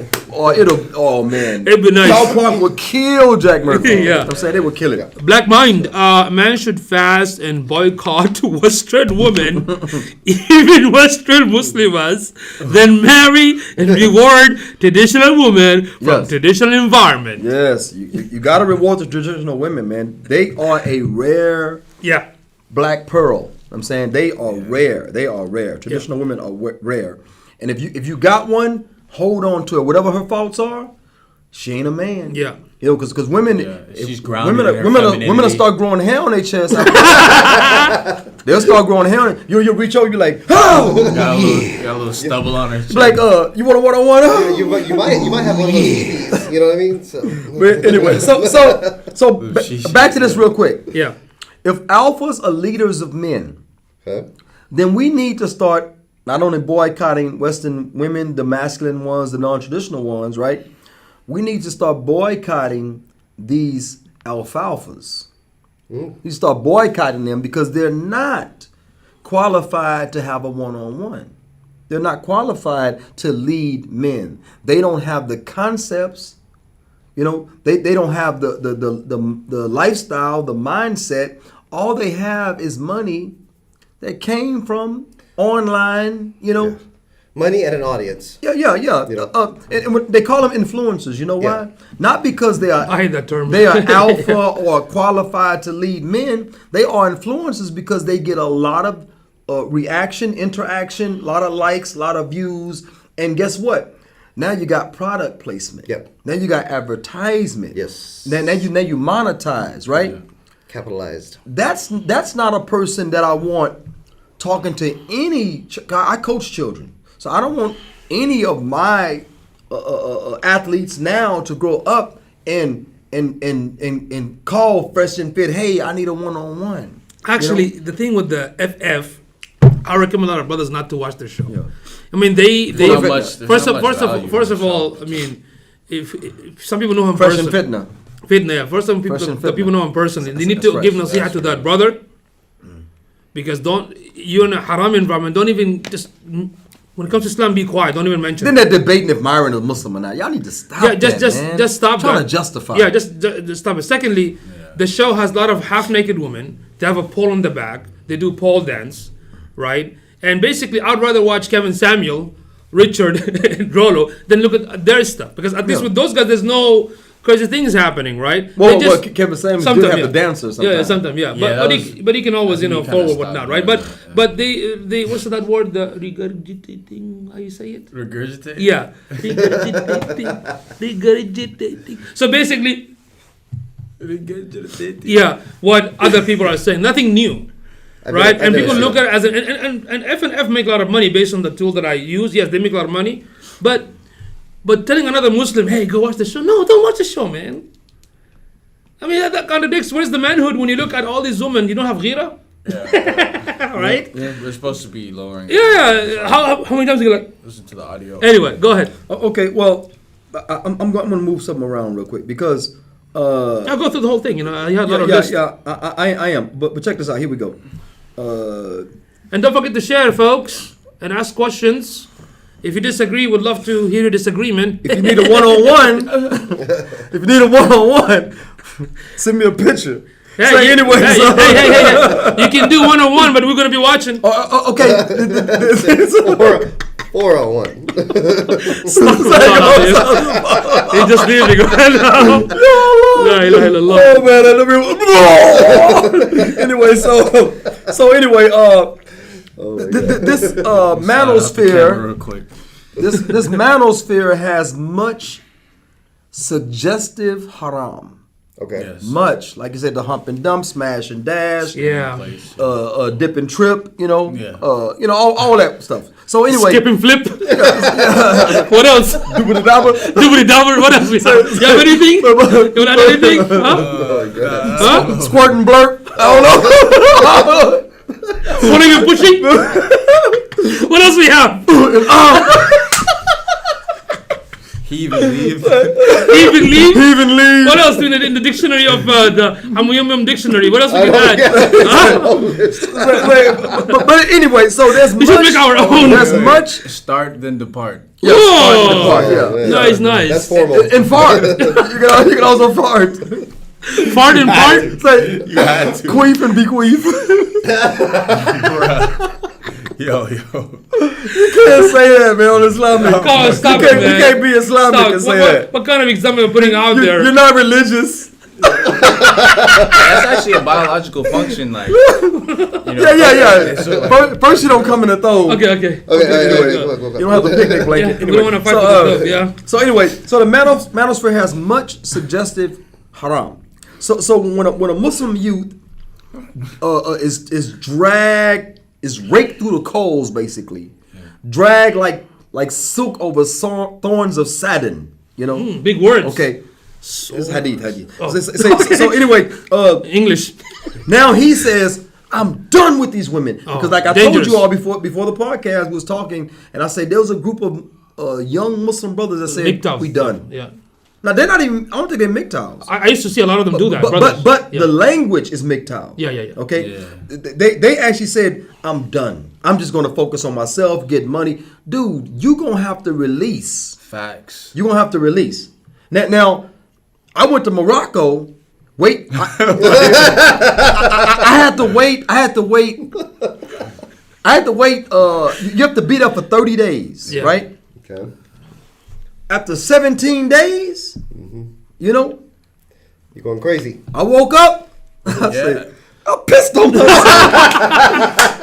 Wallahi, I thought I peed on myself, man. I woke up. I say, oh, brother, don't say it. No. Guess what? And I'm ashamed. Yeah. I'm like, oh, I gotta go to the hammam. They call it the hammam, the bathroom, the steam, the shower, and whatever. The public shower. Public shower because we're in the poor part of Morocco. Yeah. The other people, you got to shower in your house. There's no shower in the house, right? He like, so anyway, I woke up and I said, I peed on myself, and I got my potential bride downstairs.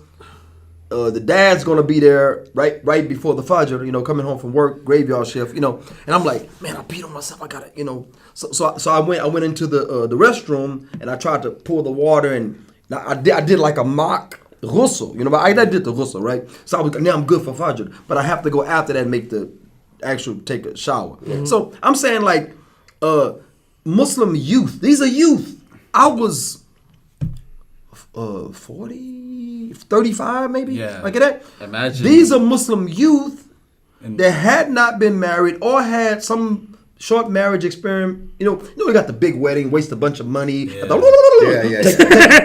hijab off, get some henna, show your body, dance for the people. You know, that makes me so mad. You do all of that, the marriage lasts a week. You're miserable after a week, or you're miserable after a year, or whatever. So anyway, all that goes down. Now these brothers are saying, we're leaving off the women. We're leaving off the women. I'm done. That young, I can't imagine. You have to now. What is that going to lead to? The suggestive haram of the manosphere, right? Hump and dump. Allah forgive me. I have good intentions when I'm with her.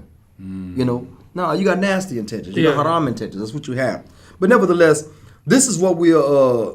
If a Muslim is in the manosphere,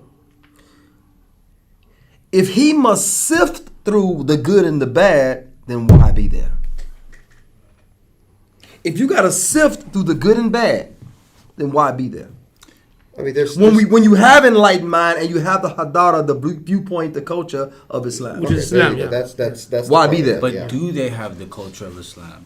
I don't think so. I think like within.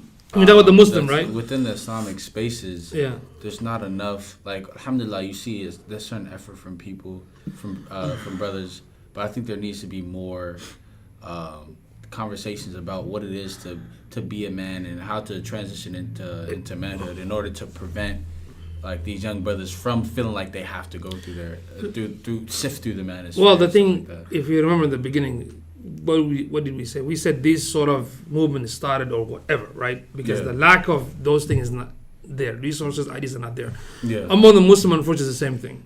Exactly. Because Muslim in general are so-called traditional, which is actually a dangerous term because that means you're not a Muslim based on intellect. You're Muslim based on how your mom and dad basically raised you without asking that critical question, right? And a lot of the Muslims actually don't even know the basic and the necessity of the deen. So when they're exposed to some of this stuff, Allah Alam what they're going to do, right? So that's why we as a Muslim, I think we should bring the subject of manhood, masculinity, and responsibility from the Islamic perspective as well. Even if there's something from the non-Muslim, as long as they don't go against the deen, we can talk about it without mentioning what it is. Like, it doesn't have to be from a haraka, from a name. Because what I also noticed, like we were talking about how people say, oh, I don't want to marry anymore, right? Yeah. So sometimes when people go through grieving process, you have like the sadness, the emotion, the grief. Anger. After the anger is supposed to be accepted and move on. Yeah. A lot of them get stuck in the anger. And that's what's happening. But it's not about a blame, but if you look at the reality is unfortunately, like you said, a lot of simping imams, a lot of simping shuyukh, a lot of, like when I look at myself, born and raised in Mecca, living there, the upbringing was way different than here. Moving to Bangladesh, living for 3 years, my lifestyle there was way different than here. When you live in a society or in a lifestyle that even in the East or in the West, with too much comfort, with too much no guidance, that's why we ended up having this situation. Does that make sense? That's why some brothers end up looking at these sort of things. Because let's be honest, when our kids ask us question about, sex, marriage, stuff like that, some parents don't even, don't ask me, go ask this guy or ask that guy. Guess what? Now they have the mobile device. I can find any answer there. You can Google it. Yes. You can Google it. Yeah. So when you found this problem with the brother says, I'm not going to marry anymore, right? Sometimes I look at this problem, I know they're kind of scary, right? But the way I look at it as an opportunity, okay, this was happened. Since we are the solution provider, we got to get out there and start putting our content like what we're doing right now. Does that make sense? So we have to understand why the problem exists. We have to understand why they are doing this. Just criticize them enough. To criticize them is not enough. What is the alternative? And we have the deen. We have the Aqidah of Muhammad Rasulullah. That's our solution. So even the brothers that talk about, manhood, masculinity and whatnot, try to add more lesson from the deen. Yeah. That's something that I did not see a lot of folks do that, Very few, mashallah, brother that I follow, they do that. But other people who claim this concept, they don't even use it. You know what I mean? So there was a recent show with Rollo Tomasi and what's the guy, Richard Cooper, American Mahdi, Coach Kareem, and Brother Daniel. Yeah. So they all came together on a show and it was announced, hey, we got Rollo Tomasi coming on, we got Richard Cooper and stuff like that. And it was like a really promoting these individuals, promoting them. These guys are the God, they call it the Godfather of the Red Pill, the Godfather of the Manosphere, and this guy's the nephew of the Manosphere. So anyway, the nephew of the Amoo Manosphere, Amoo Red Pill. So they were really, they were really, promoted like this and that, and the show. You bring on these people that are manospheric and red pillish, right? and the show was lackluster from the build up. Now I'm not. Criticize means to say something good or bad. So people say, "Oh, you always criticizing." Well, criticize also means to say good and bad. You ever heard of Richard Eager in Eber and Rupert or something? No. In what's the guy? The movie critics. Ebert and Rupert. Yeah. Okay. Some dudes. Yeah. Anyway, Ebert and Rupert and Ebert, whatever. Pooper and Pooper and Scooper. There we go. Okay. So anyway, now did every movie get a thumbs down? No. Some movies got 2 thumbs up. Yeah. Right. That's called a criticism. Yeah. These are movie critics. Yeah, now, it's a when I'm criticizing a show, I could say what's good about it. I could say what's bad about it. You're always criticizing because I'm a human. I'm an intellectual. And don't judge us in the Bible. Go worship Tupac. Go worship Tupac. You know what I'm saying? So anyway, he died for your sins. That's not Tupac. I know. That's his favorite guy. So anyway, so they did the show. Pause. Did the show with the Godfather of the Manosphere, whatever you want to call it. Yeah. And it was lackluster because they spent most of the time talking to each other, talking about Islam and this and the possibility. That's not why they were there. If you look at the show, look back, it's probably still up. Yeah, it's still up, yeah. Rollo was uncomfortable. He's not a Muslim. No, he's not. He's double Catholic. Okay, and Richard was uncomfortable. He felt like, what are we doing here? and after a while, they're like, "Hey, guys, I gotta go." They kind of just eased out the door because a lot of the talk was like talking among Muslims, right? They didn't forget the audience. They didn't consider the guest. Where they did come together in the discussion, from what I gather, I don't know if I saw the whole thing. Maybe I did. Where they did come together was talking about, they said Islam or Muslim men may be the last bastion, the last holdout of masculinity. Yeah. That makes sense.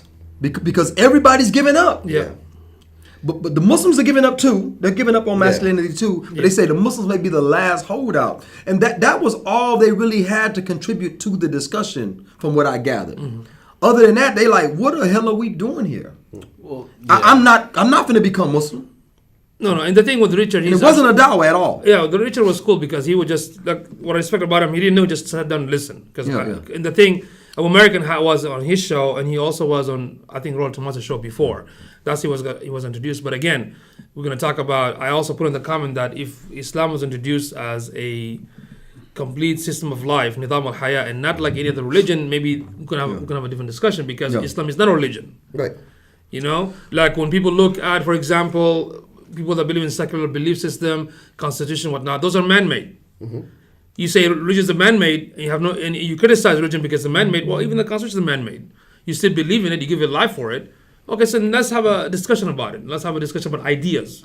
But a lot of those guys are of atheists. I want to say who's an atheist, but a lot of them are atheists or agnostic import. Yeah. A lot of them are. So let's have a discussion about that, which is totally different. Nobody talks about this sort of subject. But so you know what would have been a better discussion when we had Rollo and Richard on there. Yeah. A better discussion would have been the similarities between Islam and the Manosphere and where we differ.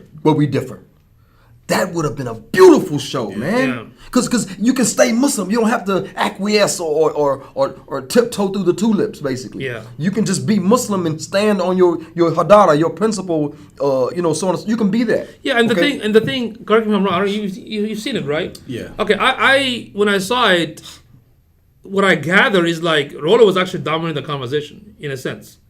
Well, I think Daniel dominated. When Daniel started, when Daniel started, in the beginning, but alhamdulillah. That's when Richard was like, "Hey, I gotta go. I can't stay." Like that. But alhamdulillah, that Abu American invited Daniel because when Daniel started to talk, alhamdulillah, because he's done to reach that level, that was good, and you can see that Rollo kind of a little bit stumbled in some discussion. Jawad, he noticed that as well. He said, "I saw Brother Daniel trying to give them da'wah, and try to make him think. Basically, you have to come from a thinking perspective. Mind, because in Rollo, he thinks, and the good thing about him, when he's open to listen and discuss, because I've seen a lot of his videos, So when Daniel came, alhamdulillah, there was a question. Even Daniel asked him some question about, so what if people take your book and make it religion out of it? Then what are you going to do then, right? And he was like, he's had to think about it. So you never know. But I totally understand because the subject was a little bit, the title was a little bit like. Not in its place. I don't. What was the title? It was it was more of an impromptu show, right? Like it was kind of quick. Yeah. That Islam. But what was the title? What was the actual title? Because see, what happened was I didn't get like we're all over the map right now. Yeah. But we are talking about one subject, right? We go random, just to, it's kind of like the first play of a football game. You want to, in youth ball, we hike it, do a quarterback sneak, you get the blood running. Or we hand it off. You don't want to throw it on the first play, especially for young, because they'll throw interception. So you're trying to get the blood moving. So we got random, get the tongues wet, you know what I'm saying? And we're talking, right? Now we go into the topic, right? Okay, so that show it was a bunch of, let's say a bunch of minds. You know why? Because but there was no structure. I tell you why. Because among the Red Pill community, there used to be a show called the Redman Group. They separated, and now they call it title. Can Islam survive gynocentric subversion? So okay, they did discuss that. Then Daniel took it. That level. Daniel got into which no problem. Yeah. Good information Daniel gave. Good information, but it wasn't on that. It wasn't on that. Subversion means the undermining of the power and authority. Yeah, that's exactly what they were talking about. Yeah, and when I talked to Daniel, he said he was short. So this is just the first tryout. Then inshallah in the future there'll be more strategic plan with all the brothers inshallah. Yeah, so within the Red Pill community, like the Redman Group and Right the Rule Zero, they bring all these men that has a lot of followers, have a lot of influence, whether they have books and whatnot. That's how they do it. But even then, they pick one subject and they all talk about one subject. So Abu American want to do something similar. Abu American, if you watch this, correct me if I'm wrong, that, hey, because all the non-Muslim doing their own thing, now we are Muslim, let's have our own. But I have a question. Can Islam survive yada, yada, yada subversion, right? Okay. So why have Rollo and Richard on that? Yeah, because they don't know about Islam. And also I think the question should have been, can Muslims survive? Because Islam is independent of Muslims. Yeah, Islam is going to survive anything. Yeah. Like that's... It's like when they said they got bombs that can destroy the earth 50 times over, nuclear bombs. Yeah. After you drop all those bombs, Islam will still be here. Yeah. Because Islam, you can't bomb Islam. Yeah. Islam is a concept. Right. So why have these Kafirs on? Maybe you have the opportunity to get them, right? But why put them in an Islamic conversation? They didn't give anything except to say that the Muslims may be the last holdout. At the end of the Sharon Fisad in the show, because Rollo pulled the Quran, he said, "Hey, Abu American, you give me this, I'm still reading it," something like that. Yeah. But here's another talk. Yeah. Here's another talk. What you guys think about? There are some Muslims that criticize. Let's say you read from this book or from this version, they criticize that individual, right? Without having a discussion. So, for example, Nabil Aziz had a full video with Mike Cernovich. Okay. You know, if you know, this guy is which like a so-called right and whatnot. What I admire about him and some of these brothers, like, instead of just criticizing somebody, have an open discussion, because the internet gives you that opportunity. So now you have an idea. Hey, Mr. Rollo, can we have a talk? Okay, let's open this, and within your own frame, have a discussion. No, but sometimes, remember, it starts from someone does a video, someone reacts. So this person reacts back to him. Then these two people actually get together, right? And we'll have a face to face. Yeah. And this happened on several occasions. Yeah. Some people do like the Coffee Zilla and Spencer Cornelia. They do stuff like that when they expose some of the scammers. But what I like about this, like what Nabil did a long time ago, was not new. And since some Americans know Richard and knows Rollo, so that was an opportunity to kind of bring them in and open the door, basically. Because people criticize, some of the Muslims, this person is this person is that. Guess what? A lot of Muslims criticize Jordan Peterson. Yeah. But did anybody sit down with him and have a conversation like Muhammad Hijab did? No. So from that perspective, I would say that's a good thing. Yeah. Right? Good thing, wrong person. Yes. Exactly. Good thing, that's a good thing. So Mazen should have. Yeah. So when I saw that, I'm actually encouraging this. And instead of even like Joe Rogan, well-known people, if we have with the technology, if we can have an opportunity to have a discussion, do it. Don't just talk.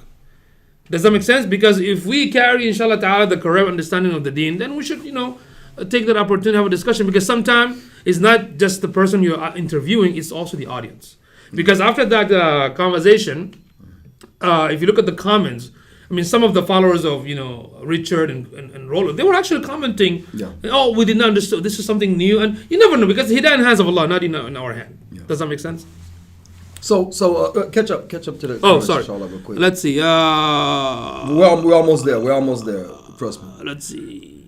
You guys should look at. Okay, you guys should look at self-help companies like Nix. I don't know how to pronounce that. Jawad, do you think you can find traditional women here in the West? Why not? Yeah, you can. I mean, I think you can. It's gonna be challenging, which is good because it's hard in the big city. Yeah. Okay. The smaller towns, smaller communities, I think you can find. Yeah. Hey, a refugee. Go for a refugee. There you go. Go for a refugee, mashallah. Before they get indoctrinated. Yes. Healthy and wealthy. Shout out to Rick Ross. There we go. Nephew on the left. With the sauce. I see you representing 100%. Okay, Jawad. I think the Muslim men are in the Manosphere because too many sisters misbehave. I have heard about sisters promoting a party girl mindset, even though she's wearing the niqab. Oh, yeah, of course. Yeah. Must be Philly. I see. I have seen Brothers of Americans' recent video about sisters in crisis. I saw the part 1. I haven't seen the part 2 yet. I have to go check it out. I saw Brother Daniel trying to give dawah to. I think he was talking about. Give them dawah. Yes. Yeah. Rollo brought up the topic. Oh, Rollo brought up the topic of Amina Wadud. Yeah. And say the small rise of gynocentrism because she is leading the salah mixed.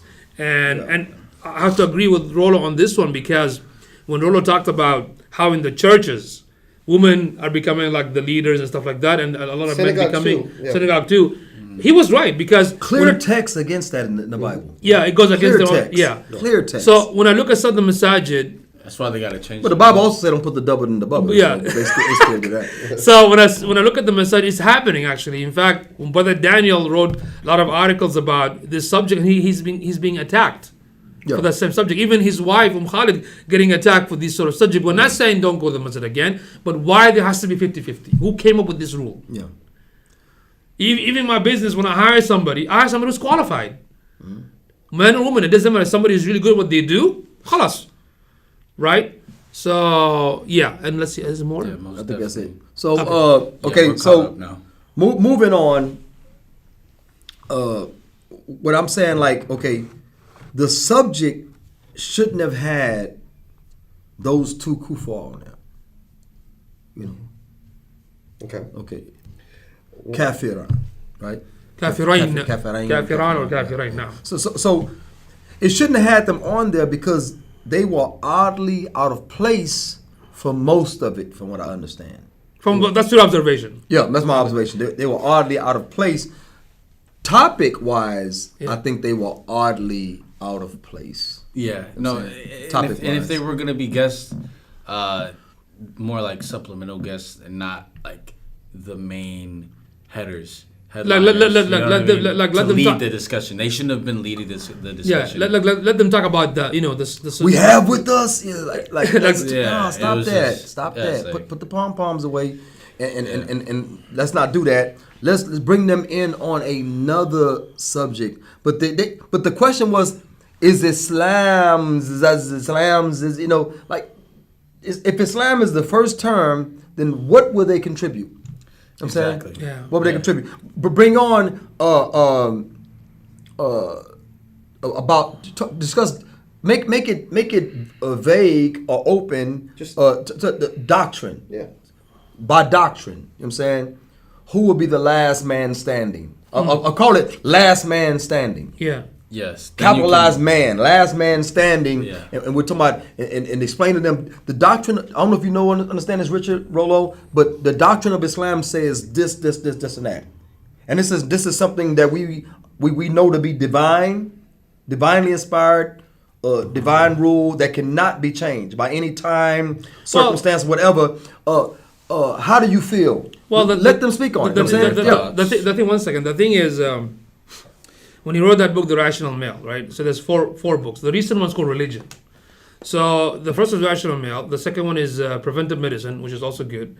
The third one, Positive Masculinity, okay? The fourth one, Religion. So with the subject of religion, he actually spent a lot of time talking to an American, another Jewish guy, another Christian guy, taking their perspective. Because, Rolly's, he's like agnostic, I think, or atheist, right? Yeah. So that's his, Al-Qaeda al-Fikriyya. Yeah, that's his base. That's his base of intellect, or his ideas, or foundation is based on that. So, of course, he's going to say everything based on that foundation. Yeah. So the discussion has to be and he doesn't see Islam different than those others either. That's the problem. It's religions. Yes, that's the problem. We talk about that all the time. See, that is the problem, because he looked at Islam like any other religion. Right. So the discussion should be no, it's not like any other religion, because other religion has no solution. But was he told that when he did? It's possible. That's why in the comment I said that if somebody explained to him that Islam is not a religion, maybe he might have a different understanding, because Rollo says that he's a thinking man, and you know what the problem is? Certain people of certain sects, certain manhages, can't say Islam is more than a religion. It's a way of life. It has an economic system, judicial, political, social, educational. Right. Now, they can't say that, because if Rollo comes back and say, where is it? Then you'll start talking about Saudi Arabia, and then Rollo might say, well, Saudi Arabia does this, and that. Mm-hmm. That sounds more like capitalism. That's a monarchy. So Islam promotes kingship? Oh, yes. So then you'll start lying on Islam, because you're trying to do what? You're trying to protect the king's dubber. Yeah. In the bubble. When I was in college in '99, I had this interesting conversation with one of my teachers there. And we were talking about this, because I did a paper on, the system of economy, because economic and capitalist system from the subject of economy, okay? He found it very interesting. So the conversation went further and saying that, it looks like Islam is not just like a religion, but has all these rules in diplomacy and so many things. But what is that Islam you're talking about? And I told him, unfortunately, it doesn't exist anymore. Mm. Then he told me that you need to go back and make it happen, build it, whatever. Because, in this country, they established this land, whatever.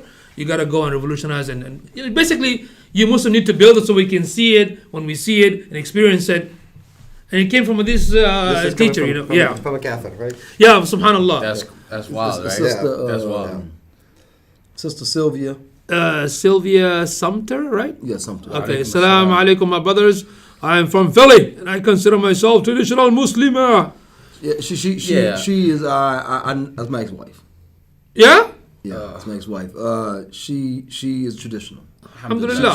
She holds it down. Alhamdulillah. That's good. Yeah, she'll hold it down. Sisters to be like this, with the stepchildren, whatever. She holds it down. She's, mashallah, she's a good woman. She's a good husband. Man. There you go. She needs a good husband. Yeah, but she's a good woman. She's a good traditional woman. So again, they are here. Yeah, they are here.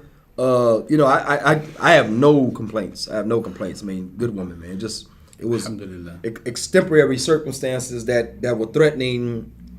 That it was going to be violence, basically, and stuff a lot. And then, of course, you know, Hadara. Nashaza, which is somebody's making Nashaza, you know, and in this government, you know, like Patrice O'Neill said, he said that these domestic violence laws are making it very hard to discipline my woman. Jawad said, "May Allah bless the." Jawad said, "May Allah bless the traditional women of our ummah." Amin. Yeah. What else we got? We're almost at the end of it. Okay. Now, here's some criticisms that somebody may find negative. Abu American, for instance, he been married a lot of times. We probably been married equal amount of time. I think equal. We are there. Yeah. I had 3 at the most at one time. I don't know how many he had at one time. I think he had 2 or 3 also. Yeah, I don't think he ever got 4. No, not because he was always looking. Yeah. He was always on the hunt. Yeah. Okay, so this is from him. So anyway, so I had 3 twice, and I had a lot of single. I had double. I had 2s, 3s, you know, wives, whatever. And I had singles, right? And right now I have 1, so that means I'm single. She's probably watching the 2 saying, "You mother yucker." Whose house are you sleeping in tonight? I'll be on the masjid floor. I'll bring some dirt with me. But anyway, so go ahead. So the issue is that having more than one wife doesn't make you alpha. Yes, it boosts your testosterone. You know, it'll make you stronger. You probably can pick up a car. For a while, you probably pick up a car. You know what I'm saying? You won't even need to drive the car. You can just... You just pick the car. You just carry it. Yeah. Carry the car. You know, save your gas. Anyway, so anyway... Hydraulics. But what I notice is that an alpha male is not emotional like a female. Yeah, they are, but not like a female. Not emotional. No, he's emotional. Yeah, but not like... We're humans. Yeah, yes. Absolutely. Anger is an emotion. Yeah. Oh, I used to say that all the time. Oh my God. Women say... Why'd you get angry? It was some sisters. Some sister said, I can't stand a man emotional. Say the full sentence. I'm sorry. Now you come home and say, this guy tugging at my hijab at the corner store. You don't want your husband to get emotional? Yeah. Like, did he take it off? No. Did you like that? No. Okay.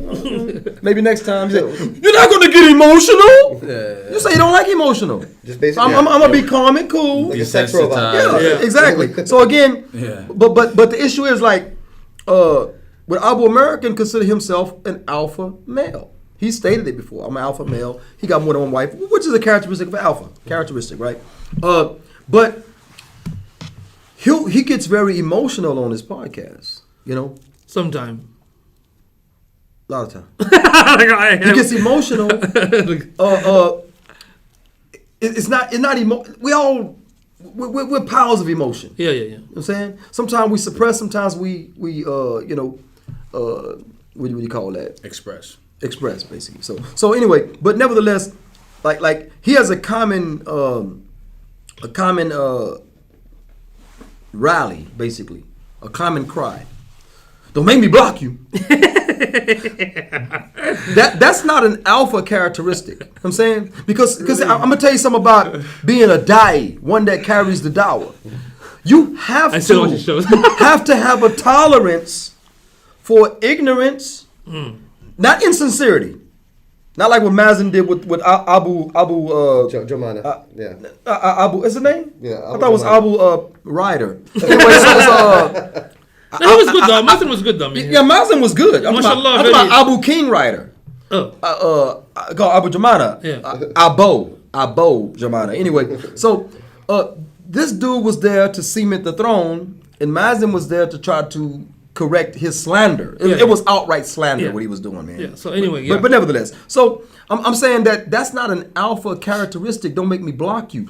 You have to. An alpha is a leader of men. Yeah. So how can you lead me if every time you disagree with me you block me or you threaten to block? You have to be open, especially as a da'i. You're a Muslim, okay? You have a platform. You have a lot of followers, a lot of subscribers. People consider you an influencer. but you want only people on your site that agree with you. How can you give dawah if you only talk to people that agree with you? But he said he's not giving dawah. He's talking about the subject, and I think he wasn't blocking for a while. What was happening? There were some trolls. Number one was kind of bothering, asking like silly question. Then after that, he started to like. I'll give you an example. Go ahead. Here's a real life example with myself. Okay. Mm-hmm. He said, what was the topic? The topic was, can Allah do anything? Okay. Oh, it happened to you. I remember. To me. I remember. Can Allah, the subject was, can Allah do anything? He got his...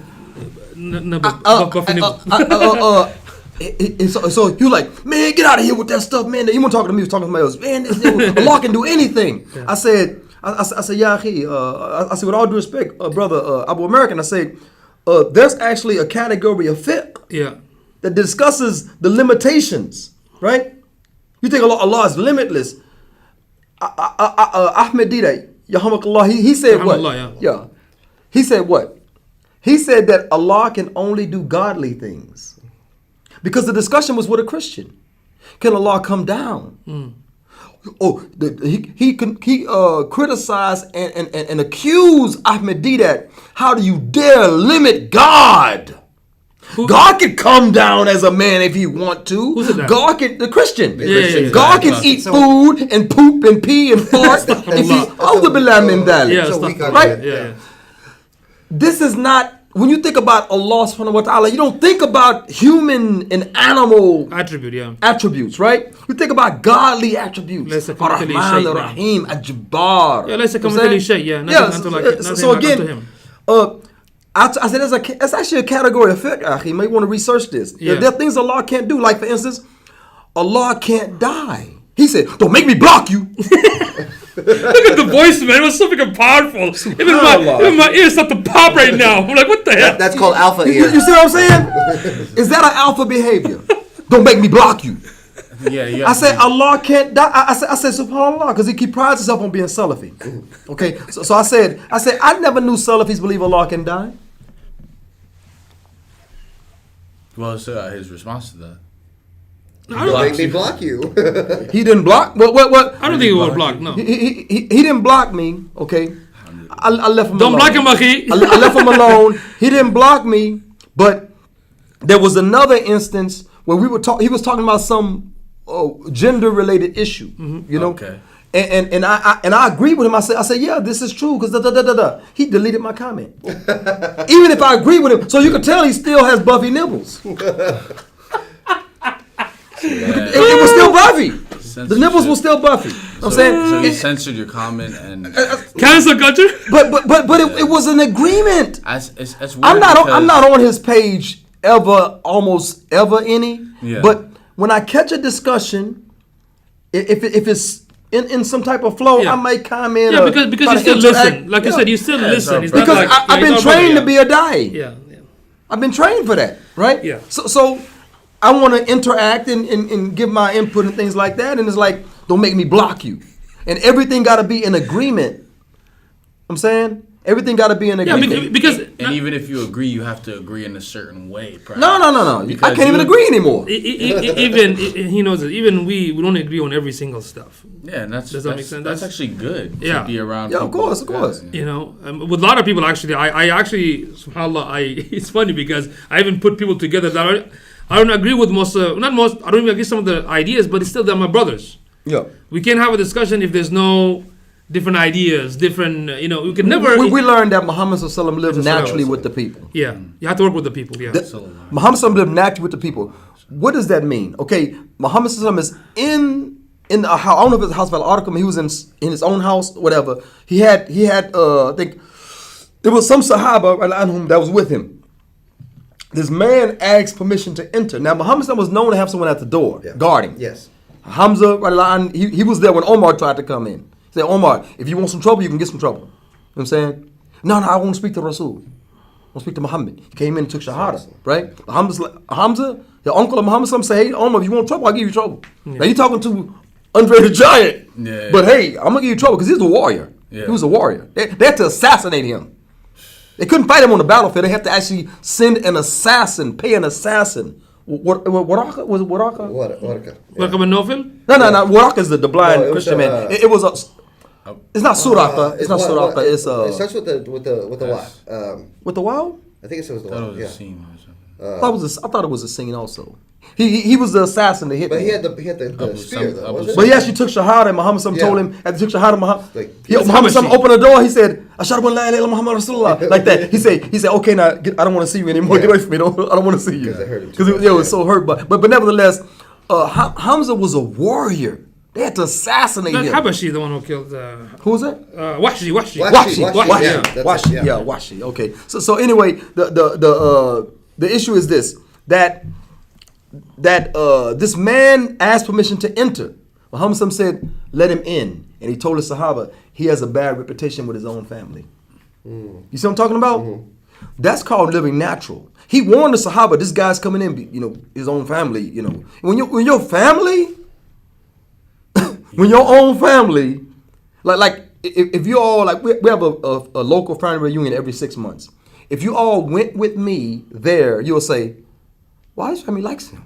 Yeah, my family actually likes me." I'm saying I'm the only Muslim. My sister passed away. She became Muslim 3 weeks before she died. Alhamdulillah, and stuff like that. I had a nephew became Muslim. He left. He ain't a Muslim anymore.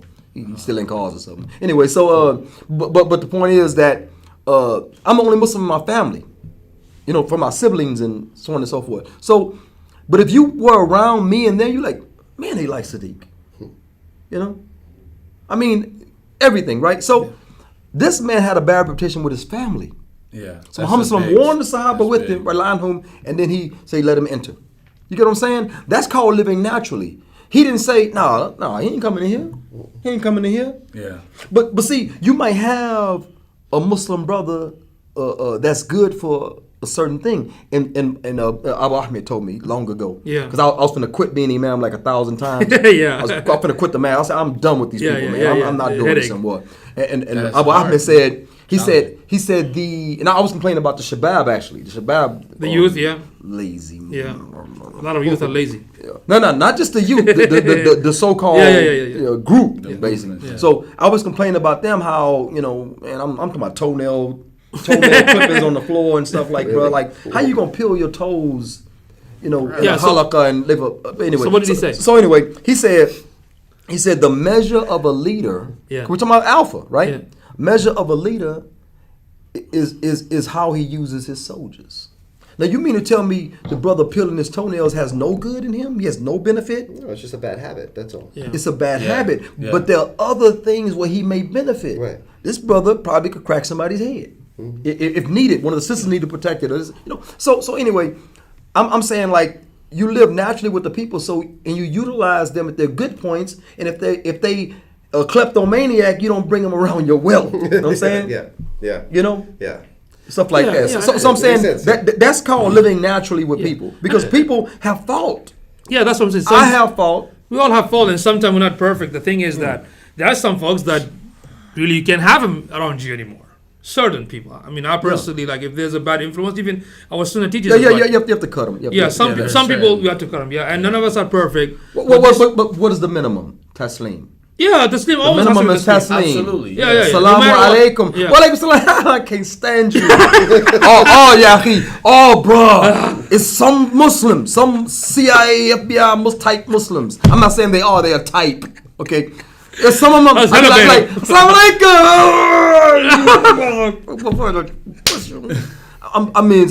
I give them the salam, but I know they're a spy, bro. Yeah. I know they're spies. Yeah. Oh, we know in our community. They got a masjid. Anyway, I'm just stop. They got a couple of masjids. Don't even go there. Yeah, 2 or 3, 4 masjids. We gotta focus. Built on a hill for the Romans.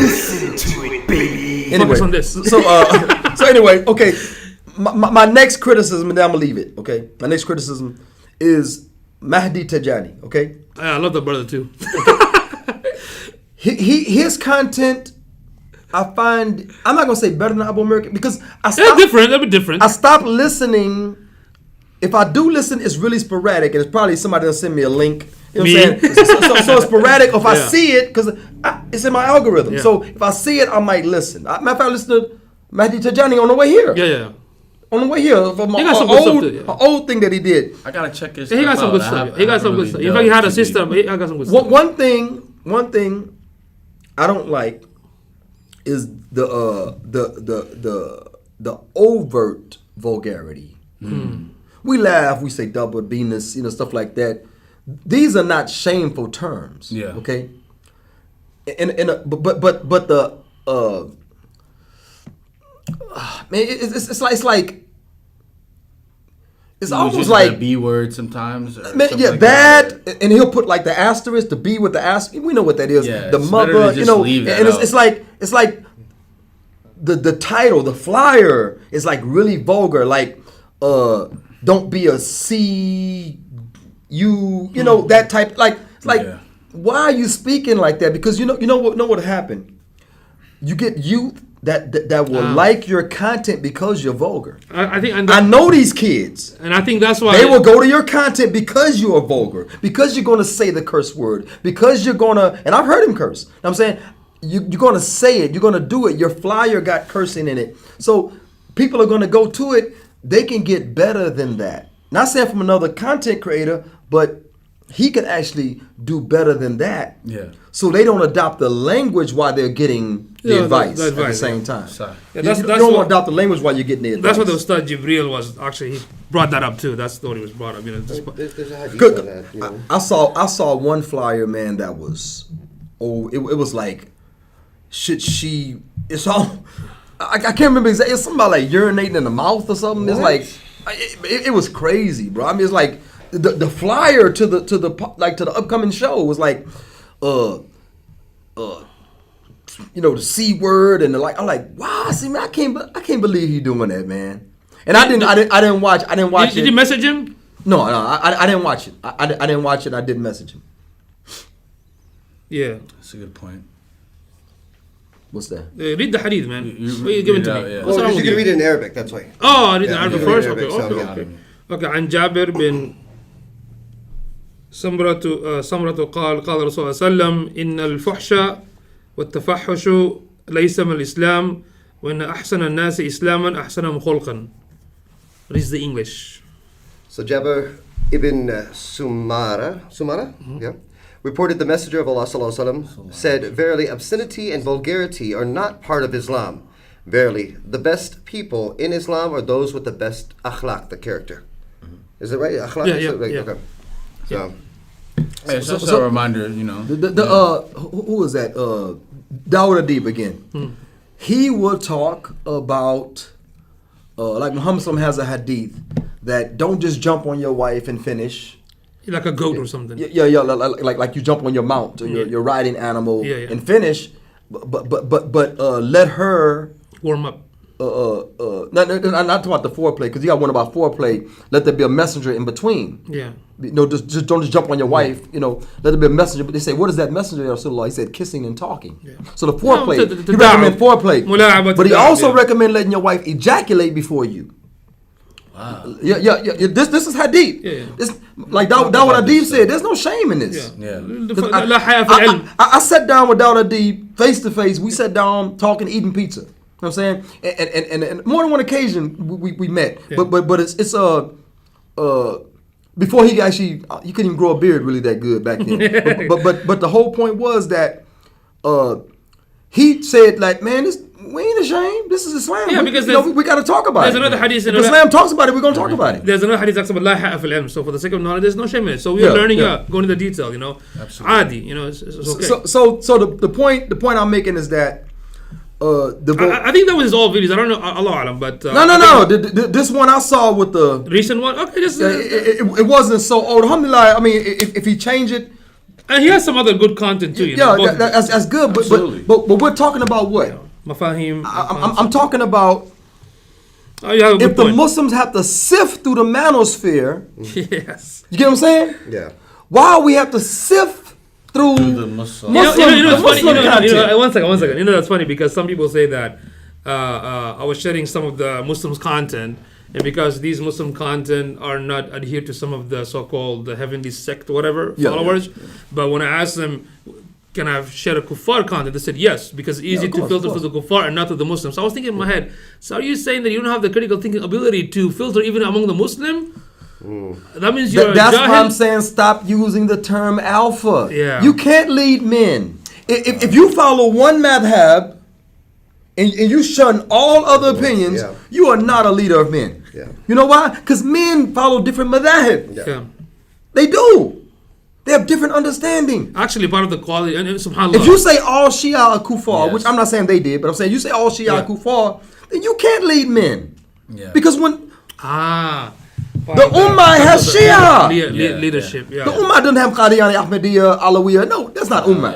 yeah. We don't have nation of kufr, you know. Stuff like, we don't have none of that. Yeah. But Shia, not all Shia are deviant. You know what? I know. Look. MBS calls himself Sunni. He says he's Ahlul Sunnah wal Jama'ah. Actually, to be honest with you, look, before you go forward. So these titles, man, what is it going to do for you? Yeah, we had to talk about two subjects. SubhanAllah, I have so much notes about like manhood from Islam perspective, but I don't think we can cover to this. So it have to be next time, inshallah. We do a part 2, inshallah. Yeah, on this subject because it's too much to cover. Then this concept of calling yourself Sunni or Shia. Now look, Allah subhanahu wa ta'ala said, وَلَا تَمُوتُنَّ إِلَّا وَأَنْتُمْ مُسْلِمُونَ. Do not die except in the service of Islam. I'm Muslim only. I know some people promote the idea of you have to follow madhab from the fiqh point of view, but if I do that, those madhab, they came at those specific time to deal with the specific issues. That's why ulama made the ijtihad for some of the new issues.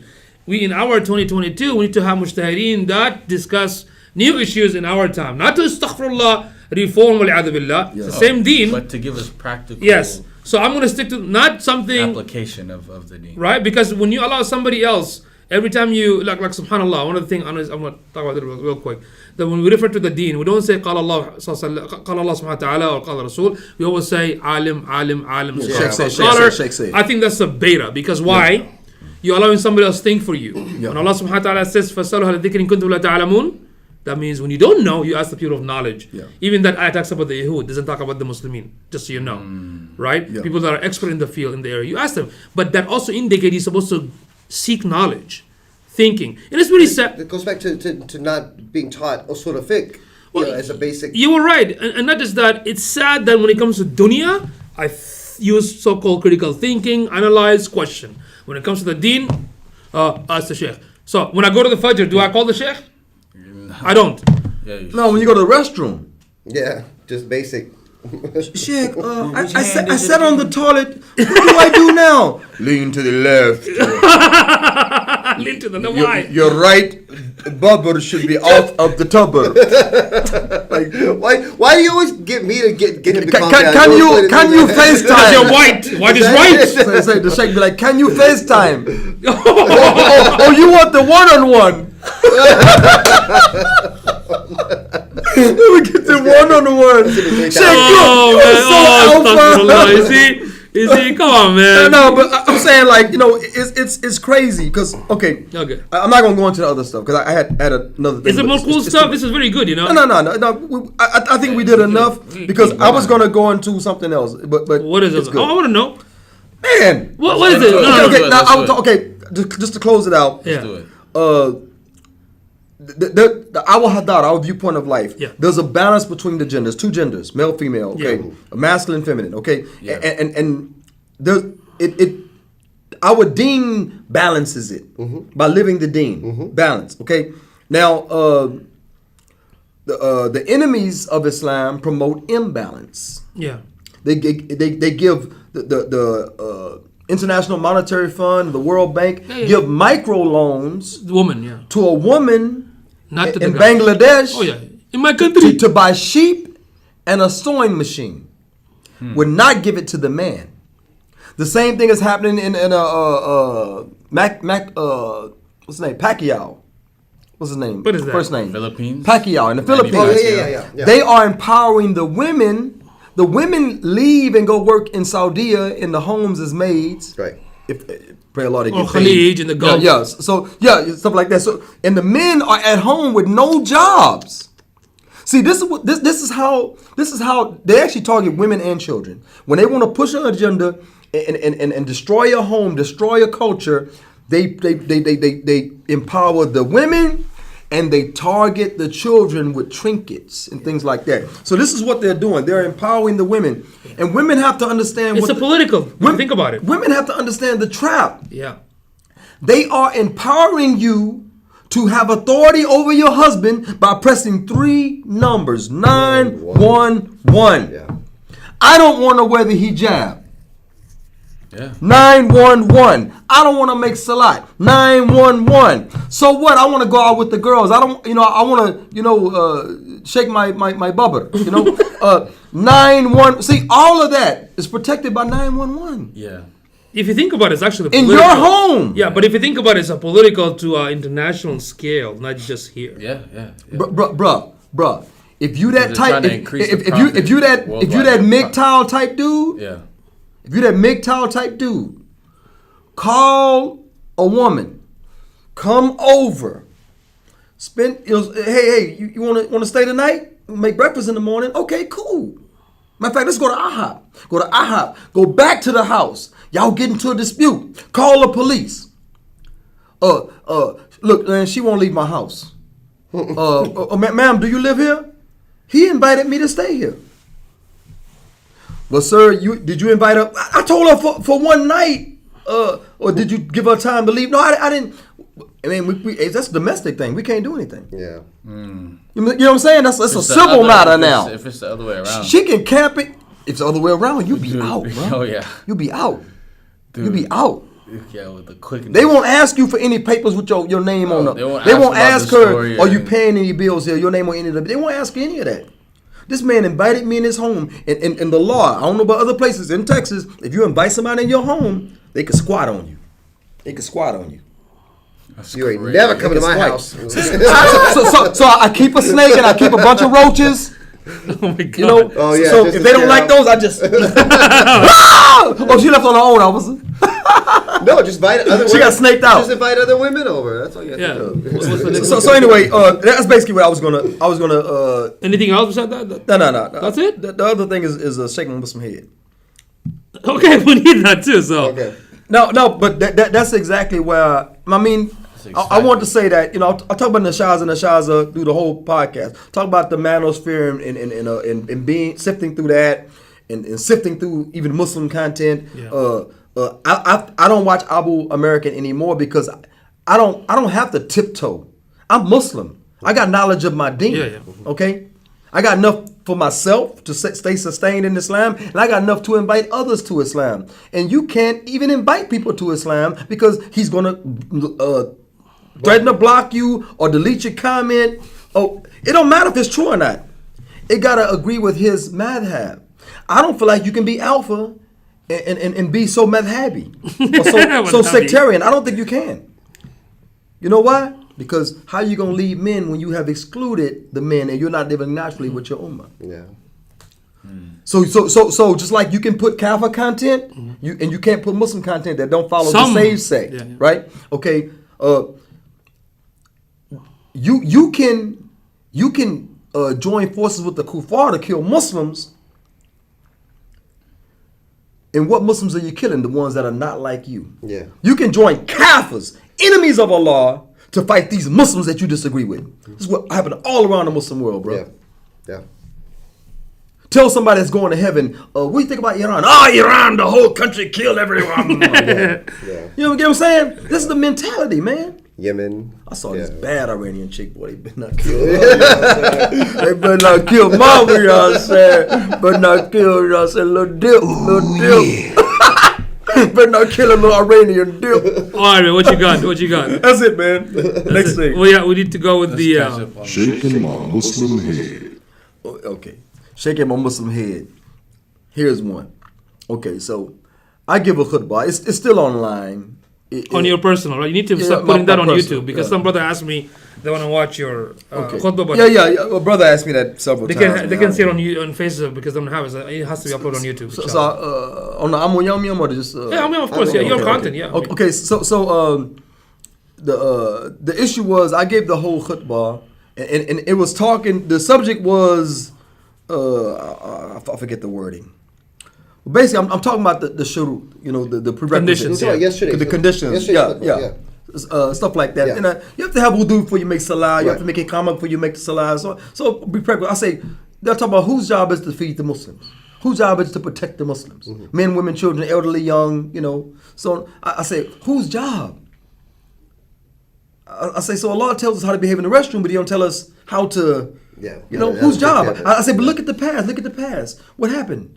One Muslim sister. We fought the Romans with 50,000 soldiers, but one Muslim sister. You know what I'm saying? Omar walking around with food on his back looking for hungry because he felt so responsible. He used to go home and cry because he knew there was somebody he couldn't reach. Right? Yeah. I'm saying this is the responsibility. Muhammad walking through the marketplace, stuck his hand deep in the wheat, in the grain, and poured out moisture and say, you're cheating the people. You turn it over so they can see it's moist. Because you're charging them by scales, and Allah talks about those who cheat in the scales. See what I'm saying? So Islam is about life. What about the life of the Muslim? You got some fat kings, one big old fat dude sitting around a bunch of rice, biryani rice, and a bunch of roasted lamb. He all by himself. Or it's 4 or 5 fat dudes around enough to feed 300 people, bro. I'm saying this is what we're dealing with today. But Muhammad say you're not a believer if you go to bed full and your neighbor goes to bed hungry. You call them believers? Hey, watch out, man! Don't criticize the rulers. Yeah. Right. The double is poison. Actually, that's the beta, not to criticize. Yeah. So one of the quality of the You gotta obey the ruler. One of the quality in Islam about the rujula. In fact, that hadith about afdal al-jihadi kalimatu haqqin and the sultan in jair, which is to speak the haqq, the truth, against an oppressive ruler. That's one of the best. So I give a khutbah, passionate khutbah about the Muslims fulfilling the prerequisites, the conditions. To fulfill these faraid, to fulfill them, right? Obligatory. The obligations, right? So after the khutbah, the Pakistan, a lot of brothers come out and say, "MashaAllah, brother, man, MashaAllah, I needed that, bro." It was great. So the Pakistani brother comes out, brother, whose responsibility is it that there's just guys? You have to make that. You have to do this. He said, "Who's the responsibility?" I say, it's the mirror of the Muslims. Well, we don't have I say exactly, we don't have an emir, so therefore we got to fulfill, just like the wudu for the salat, we got to fulfill the obligation of the emir, over the ummah to handle our affairs. Well, brother, what about if we get elected in America and we get into the office and we become the ruler and then we can, I said, you mean in America? He said, yes, brother. I said, we can become the president. I said, brother, I say, so a Muslim becomes president and implements kufr on us. I said, how does that benefit the ummah? How does it benefit him as an individual? And how does it benefit us as an ummah? Well, brother, it might become better. Well, we have, I don't want to say allegedly, but we have Muslims in the democratic system now, and look where that's gotten. Well, that's the Muslim world. You know what I mean? That's the Muslim world. But even here in America, we have Muslims that are in the democratic system, and they walk outside and smoke cigarettes and go on vacations with their boyfriend. They promote. That's what they do. Secular ideas, of course, non-Islamic ideas whatsoever. And they dance with their constituents are not Muslim, bro. Right. There's no Muslim president. Right. He's a kafir. Right. Okay, there's no Muslim president. Well, his agenda is kufr. His job is kufr. Yes. His implementations are kufr. Yes. Everything. Yeah. You think he's not going to bomb the Muslims? You think he's not going to kill the Muslims? All the time. But I'm not talking about him. I'm talking about 2 women that are in. What are they doing this? No. I mean, he said 2 women. Yeah. What are they doing? He's talking about what's your name? The Somali. The what's the name? The Somali one. Ilhan Omar, right? Yeah. And the other one. Ilham cigarette. Yeah. And the other one, Rashid, or whatever, the Palestinian one who said Allah. But anyway, this is the point. This is the point. So he said, brother, but the Muslims, they're going to be. They calculate so many Muslims in America. I said, Yahi, they said in Mecca. I don't know if the numbers are correct. My second number I know to be correct, based on the Sirah. They said about 70, less than 100 made hijrah. They said Mecca had 40,000. Wait. Say that again. 40,000 population in Mecca. Okay, 40,000. At the time of the hijrah, the dawah of the Rasul Muhammad the dawah of his Sahaba anhum produced only what? 70. Less than 100 Muslims. Less than 100. And about 70 actually made the hijrah. Few stayed behind. About 70 made the hijrah. Their dawah, which was the best dawah. Yeah. Siraj al-Hajj can claim more than that in 13 years. Yes. I'm telling you. Dawud Adib can claim more shahada than that. Mufti Mink, he can knit more sweaters than the people became Muslim in 13 years. Hey, we can use the product to sell knitting with his yeah. business opportunity. Come on. So the issue is that we can split profits. Muhammad was looking for what? Quality and not quantity. Yeah. So this guy say they project so many Muslims. It doesn't matter. I say we're like the foam. Yeah, that's. We're like the bubbles at the edge of the ocean. Yep. At the edge of the tide. We're weak. Yeah. We have wahan. Hubb ad-dunya wa karahiyatul maut. Love for the dunya and hatred for death. We used to love death. Okay? Yeah. And the problem, Mujahideen come home from the war, cry. Their mothers used to cry. Because they didn't die. Women sent their sons to jihad. The Mujahideen come back. The woman's doing this. They say, ma'am, your son, he say, oh, I'm looking for the Rasul.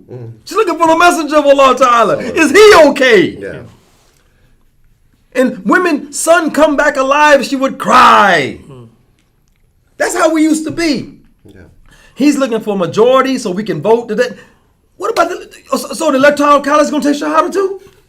Again, that's the kind of Islam that they know, unfortunately. Ya Allah, man. That's what I'm saying. They either raised traditionally or taught by these so-called nation state that were created by the secular Allah, British, man. Italy, I whatever. wouldn't say the kind of Islam, maybe the lack of Islam. But you have to. It's not just that. You also have to have some type of faith within the democratic system. Of course. That's even worse. Of course. That's even worse. That's saying that it could. You think Islam can come from kufr? Just like the atheists say, a detailed, well-oiled, well-tuned, harmonious creation came through haphazardness. Right. Yeah. You think that Islam can come from kufr? Yeah.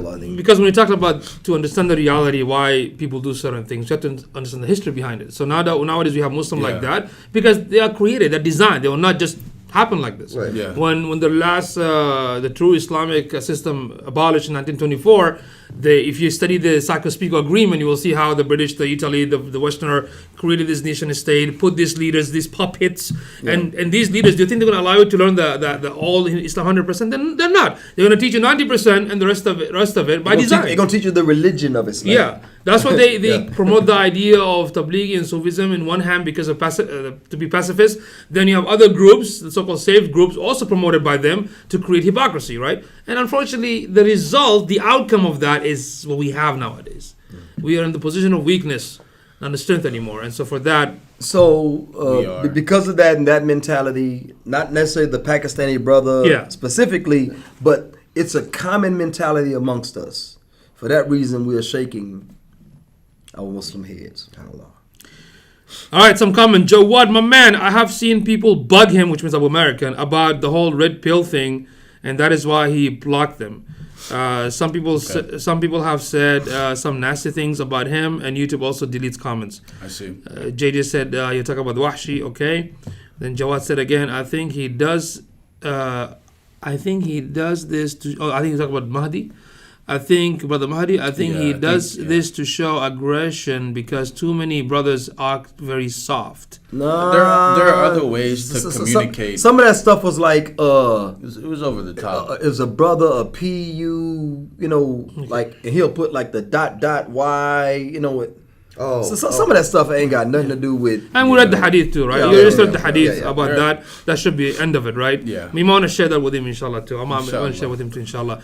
I like Sheikh Uthman ibn Farrell, the guy who debates the Christians in the stand. One Message Foundation. I like him. I like some of his stuff. Yeah, some of it. Yeah, not everything. I don't like legitimizing the Bible in order to make a point. But alhamdulillah, there's too many. As long as you don't legitimize. He got attacked recently. I don't know if you knew that. I heard something. With the car. No, in the physically, like somebody trying to with the knife or something. Wow. First it was a gun. That's why I took a picture of the gun, like I'm Malcolm X. That's why I took a picture. Someone was threatening him with life threatening. Then another incident happened. Go look him up. It's online. Where is he at? Based at San Diego, Balboa. Okay. Then JJ said that many people. Yeah, that's right. JJ said that many people say to different fiqh, nadin aqidah. Jeff Williams, these new progressive types, which oddly don't progress the Muslim. Exactly. Yeah. Yeah. I call it regressive. The name progressive. Yeah, it's regressive. Oxymoron. It is an oxymoron. Jawad, yeah, someone tried to attack him with a knife. What? Yeah, he's agreeing with what you said, with brother, with the sheikh. About the sheikh, yeah. He does the polemics, the interfaith polemics, Bible versus, Christian version. Yeah.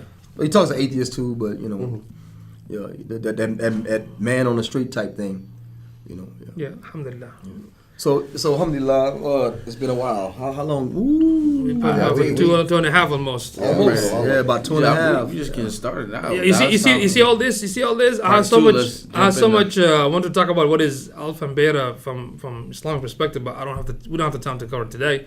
Yeah, inshallah, we'll touch it again. We'll talk about the masculinity or manhood from the Islam point of view, because that's a subject a lot of people don't even talk about. Yeah, let's do that. So there are a lot. Go ahead. I was just saying we can touch on it again, but just make sure not to rub people the wrong way, No, let's rub them. Yeah. What if they want to be? What if they want a one-on-one? And just the thing, look, here's another thing. Like, when we criticize, just for people that are watching the show, when we criticize any brothers, look, nothing personal, just our feedback. We still absolutely. Hey. Look at this and criticize us. Yes. Yeah. Exactly. Adinu nasiha. We all need it. We're giving nasiha, Criticize us. Hopefully, we can reach a point. Like for instance, work together. I would have no problem with having a one-on-one talk with Abu American. I would have no point. Yeah, I would be better. But if you can't even comment because he thinks Allah can die. Or he thinks Allah can come down as a man because I'm limiting. I have the same conversation with Christians, bro. Yeah. Ahmadiyya has the same conversations. The Sheikh has the same confrontations with Christians. And perhaps he changed his mind, but he never came back and apologized. I'm saying? Yeah. And I don't care if he does or not. I don't care. I sleep like this. in the dust. But the whole point is that. In the masjid. But the whole point is that part of being a man, a Muslim man, especially alpha or not, okay, is to say that I thought Allah could die, which clearly Allah, He's the living that's always alive. You know what I'm saying? So, and that's, I don't think the Salafis believe that. No. But nevertheless, he don't have to apologize to me. But I'm saying, you have to open up dialogue. And you can't shut people out that may need to know. He said that explicitly. I asked him to explain to me. Yeah. I say I didn't know. No, he didn't say Allah can die. He said that. I said Allah can't come down as a man. I said this is actually a branch of fiqh. He said Allah can do all things, right? He said Allah can do everything, and anything. Meaning everything. And I said, actually, he was arguing with someone else. Yeah. I said, this is actually a branch of fiqh. The things, the ulama talk about the things Allah can't do. Yeah. I said, he can, in the words of Ahmadiyya, he can only do godly things. Yeah. You know what I'm saying? Like that, he said, brother, don't make me block you. I said, I said, calm down. I said, for instance, I said, Allah can't die. Keep going, I'm going to block you. That's going to be can we get a meme on that? Is it okay? Not a meme, but let's do a soundbite. We need sound okay. Jawad is asking, when is the next episode on astronaut marriage happening?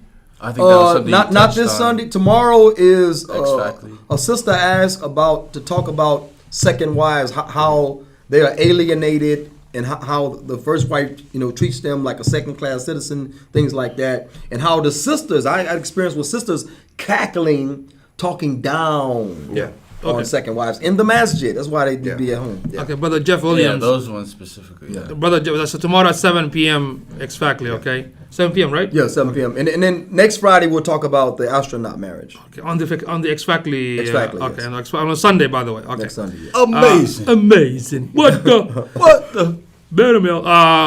Jeff Williams, thinking Allah subhanahu wa ta'ala can die sounds like an atheist talk. But he's going to heaven though. JJ said this is. Well, that's what they say. They say that they're going to heaven. JJ said he just jokes.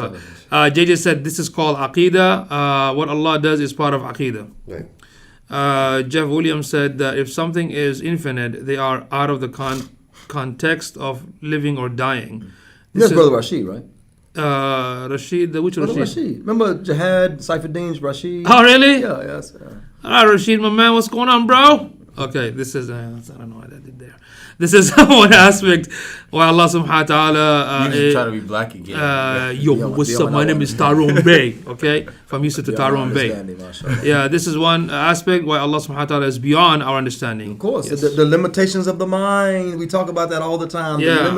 If you know the limitations of the mind, you know the role of the mind, the limitations of the mind. You get those two together, you won't block people. Yeah. That's why, quickly, you know that the very, very, very popular hadith that actually covers the concept of Tawheed and Aqidah, very popular hadith that when Jibreel alayhi salam came to teach the Sahaba about what is Islam, what is Iman, what is Ihsan, and one of the questions was about who knows about the Sa'ab, but the future thing, the hour. The hour, Muhammad sallam said that who knows better than the one the one who's asking knows no better than the one who's being asked. Which is Allah subhanahu wa ta'ala. So when it comes to umur al-ghayb, you notice Muhammad sallam not even knowing him? Knowing who? Wait, he said that was Jibreel coming to teach you about your deen. Right. But Muhammad sallam knowing him, knowing him, the form he came in, didn't know the form, but he knew Angel Jibreel alayhi salam, right? He said, the one who asking knows just as much as the one being asked. Right. Think about it. Yeah. So in terms of in terms of no matter who it was. This is by the way, one that was there before the creation of man still doesn't. This is the best of the Malaika and the best before the jinn. Before the jinn. So even exactly. So that matter of umur al-ghayb, the matter of the unseen. Our mind cannot comprehend it too much into the detail. So when Muslims spend too much time about how the jinn looks like, what the Dajjal gonna come, or at the end of time, these are not in our area to discuss. So what happened? Deviation happens. Yeah. You know, because you are thinking something outside your realm. This is haya, this is life. I can touch you, I can deal with you. Let's talk about something practical, realistic in life, because we live in that life. We don't live in the akhirah, we don't live in a fourth dimension. Right? So let's discuss about that matter. We have Muslims, subhanAllah, they start group in conversation, 6 months talk about the Dajjal. Really? 6 months talk about the Dajjal? It gets, right? Yeah. I'm not saying don't talk about it, but these are issues that Muslimin needs, when we study the deen, we study aspect of the deen so I can apply it today, right now. Make sense? Something I'm going to apply right now. Do you see what I'm saying? Yeah. So, but this is the limitation of the mind. If something we cannot comprehend, cannot go above, then it's going to be khurafa, imagination, stuff like that. You know? Exactly. That's dangerous, bro. All right. So, alhamdulillah, thank you so much, y'all, for tuning in. Y'all. Okay, shukran jazeelan. And again, this is just, alhamdulillah, if you have any discussion, any disagreement, put in the comment section. There you go. I'm open to talk to anybody about any subject. One-on-one. One-on-one. I can't take, well, you don't get... Wait. You want to go one-on-one? Oh, my God. You want to go one-on-one? Amir delighted. While looking at it. Me, I'm like... No, I'm not going to shut you out. I'm not going to block you. No, you're welcome. If I find insincerity with you... Then yeah, like Abu Jamana. Oh man, actually, that dude is so insincere. I was asking Coach Kareem, inshallah, to maybe have you on his show. Maybe Mahdi as well, inshallah. You know, even Daniel, bi'idhnillah ta'ala, is a good friend of ours. But I told Daniel I want to discuss with him the fluctuation of the atheist man. Okay, that'll be nice. Yeah, I want to discuss that because atheists claim not to be a religion. They are a religion. Yeah. Anytime you take a position on Allah, you are. Let's have it. Hey, let's drive there. Matt, we're supposed to be going. Fredo's supposed to be inviting us. Okay. Oh yeah. The end of this month. Yeah. I'm coming. Yeah, inshallah. Let's go. So, by myself. Chicago? I told Wilfredo put it together. Okay. I told him put it together. He was here. Yeah, I told him put it together. Yeah, let's do that. And because I love to I don't know if I recommend you to start Jibreel, but I do want the Muslim with different ideas to get together and have a really healthy, good discussion. Does that make sense? Yeah. So that's the idea of that's what's supposed to be. You don't have to agree with everything that everyone says, but let's have a discussion because subhanAllah, to be honest with you, a lot of non-Muslims do a very good job at that stuff. Like with Sheikh Faisal, Abdullah Faisal. Yeah, Abdullah Faisal. Yeah. He's still locked down. The Abu Khadija them got snitched on him. Got him locked up. Oh, a'udhu billah. They got him locked up the first time. The second time, Allah yafrij anhum. Allah release him, man. That guy has some sincerity, you know. But he said I mentioned in the khutbah one time. He said that whoever says Taliban is not Islamic State, Afghanistan is not Islamic State, is a kafir. Yeah. So I was on the phone. I said, hey, you calling me a kafir? He said, anyone? I say they are not. They don't qualify as khilafah. Yeah. I say even according to Mullah Omar that they're just establishing a imara, like an island of Afghanistan. Island. Yeah, island. Island. Yeah, island. But anyway, for Afghanistanis, right? Yeah. Not for. We said, what was Osama bin Laden doing that? Because Clinton sent him there. Right, he's an agent from Sudan, Anyway, Yeah. so the whole point is that and he went there and built roads and gave him SUVs, and he's really philanthropic. He had a lot of CIA money. Philanthropic. Anyway, big words. So the point is, like, we're talking about that. I'm like, and he wouldn't call me a kafir. Because I'm saying that no matter how odd we have, he's saying what he said. I said what I said. The brothers got us on the phone together. He was in the UK. They got us on the phone together, and he would not call me a kafir. See what I'm saying?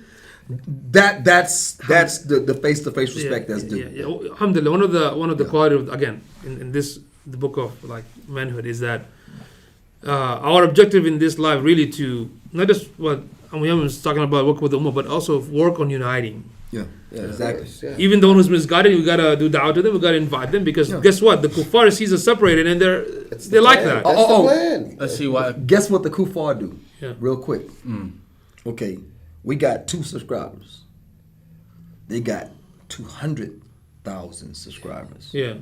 Why would I discuss? Because see, if you're not giving dawah, then why would you bring on somebody that doesn't have that's not concerned about being monetized and all that? Why would you bring somebody on? They're not benefiting your page, but you bring Rolo on. See what I'm saying? You bring Richard on, right? Yeah. Because they have large followings, and their people are going to watch your podcast, and you might get some more subscribers. That's a good strategy. Sponsor. But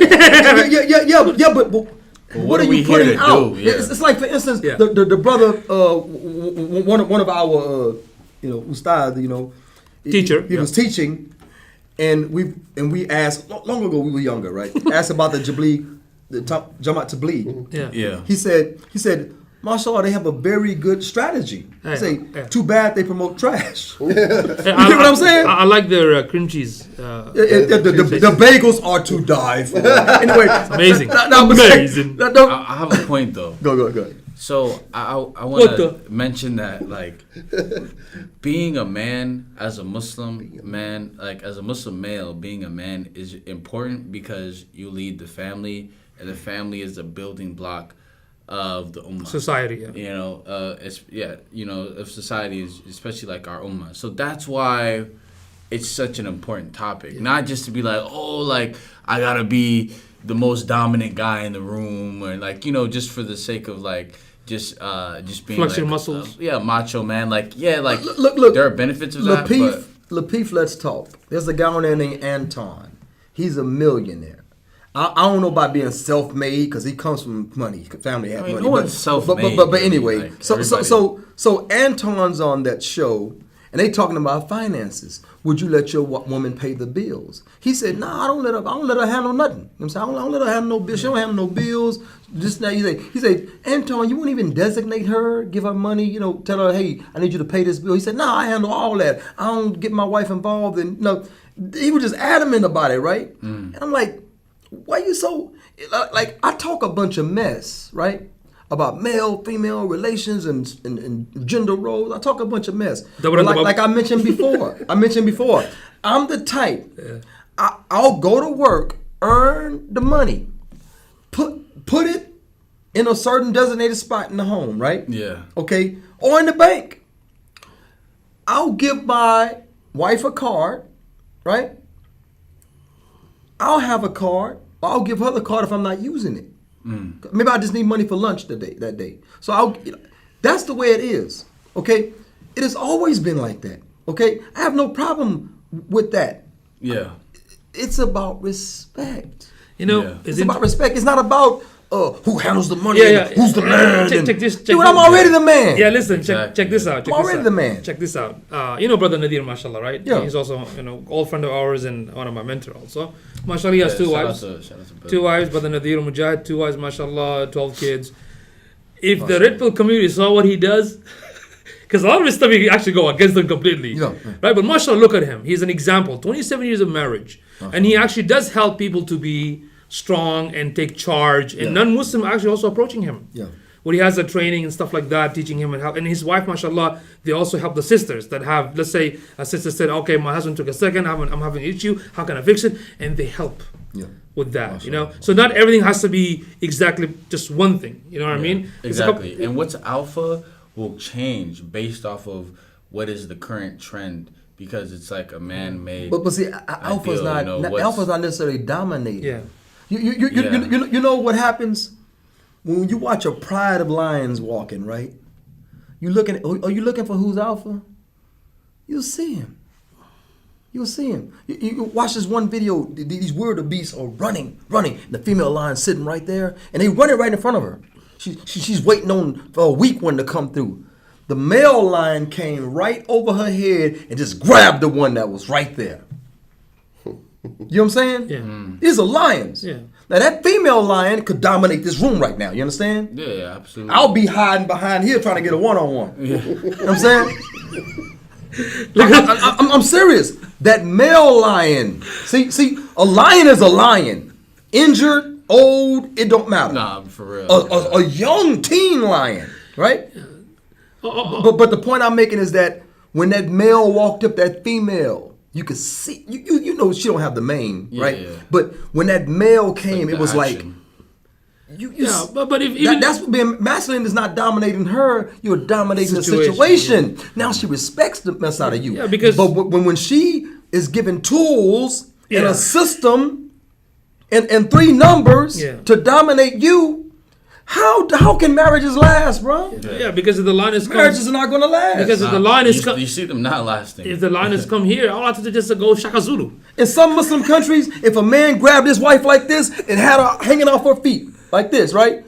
The police will walk up and say, "Hey, what's going on? This is my wife." They'll say, "Oh, Assalamu alaikum," and walk away. Assalamu alaikum. Based on you know why? Because you don't get it. He's not going haram. He's not doing haram. He can grab her, okay? He can grab her, okay? And I know this is really controversial, like, woo. Anyway, so the point I'm making is that the police would walk away because it's not their business. There are narrations where Omar walked into the house of another man, and him and his wife was going at it, and Omar just sat there. And when it was over, the man walked out. Him and Omar exchanged kind words and went and did business. Omar didn't even ask about what was going on in that man's house. He didn't even ask about it. That's the Islamic decorum. Al-Shakhsi al-Islamiyya, that's the Islamic personality. You know what happens now?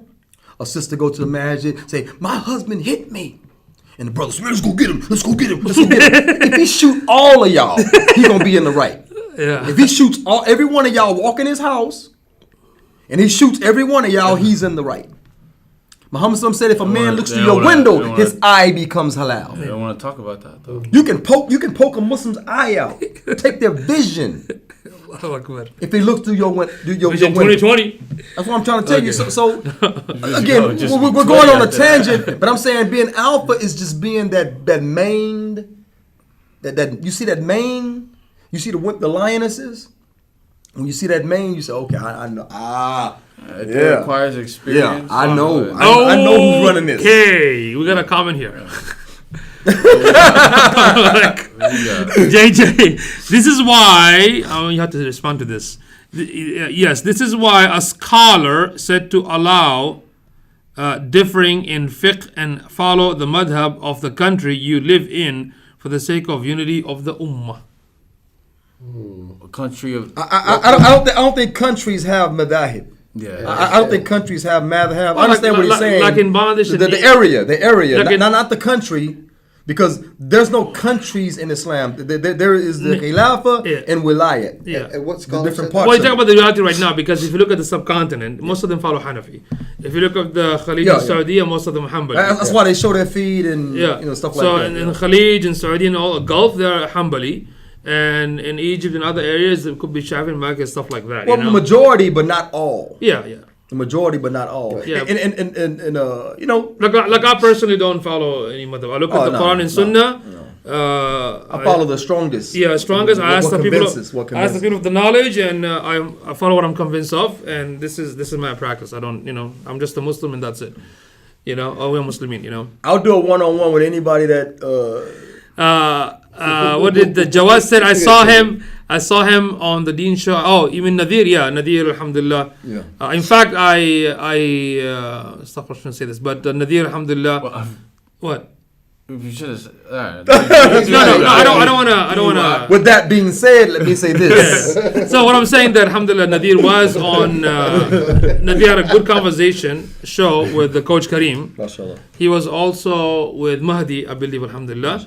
I'm trying to hook him up with Ustad Jibreel and some other folks, inshallah. Again, just get different ideas. We're brothers. We should really, work with each other and not against each other, basically. Yeah. But like I said, the point I was making, like Kevin Samuels blew up overnight. Yeah.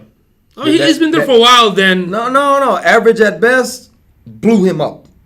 He wasn't on that level. Yeah. That video went viral, and from that, he went over time. He went over. Like he was because at first he was simping. Yeah, then he started talking about what I'm saying. women. Well, I'm sorry. What I'm saying that he didn't just show up today. He had the content before, but he was focused on different subjects. But that's the video that changed. Yeah. Now, guess what? He's invited on other major platforms. Yeah. Even mainstream now. Yeah, but you don't see him. I'm expecting him to get a talk show pretty soon. But you don't see him on smaller platforms. Remember, he was smaller at one time, right?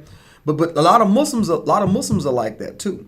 They feel like smaller shows. They feel like they are. Who's that? No, he still show up in a small. He'll show up on a smaller. Well, smaller than his accounts. Yeah. But not. No, what I'm saying, because we watch this a lot, he still show up in some of the smaller YouTubers. He comes as a guest and still does it. He still does it. Yeah. Smaller than his show, but not necessarily small.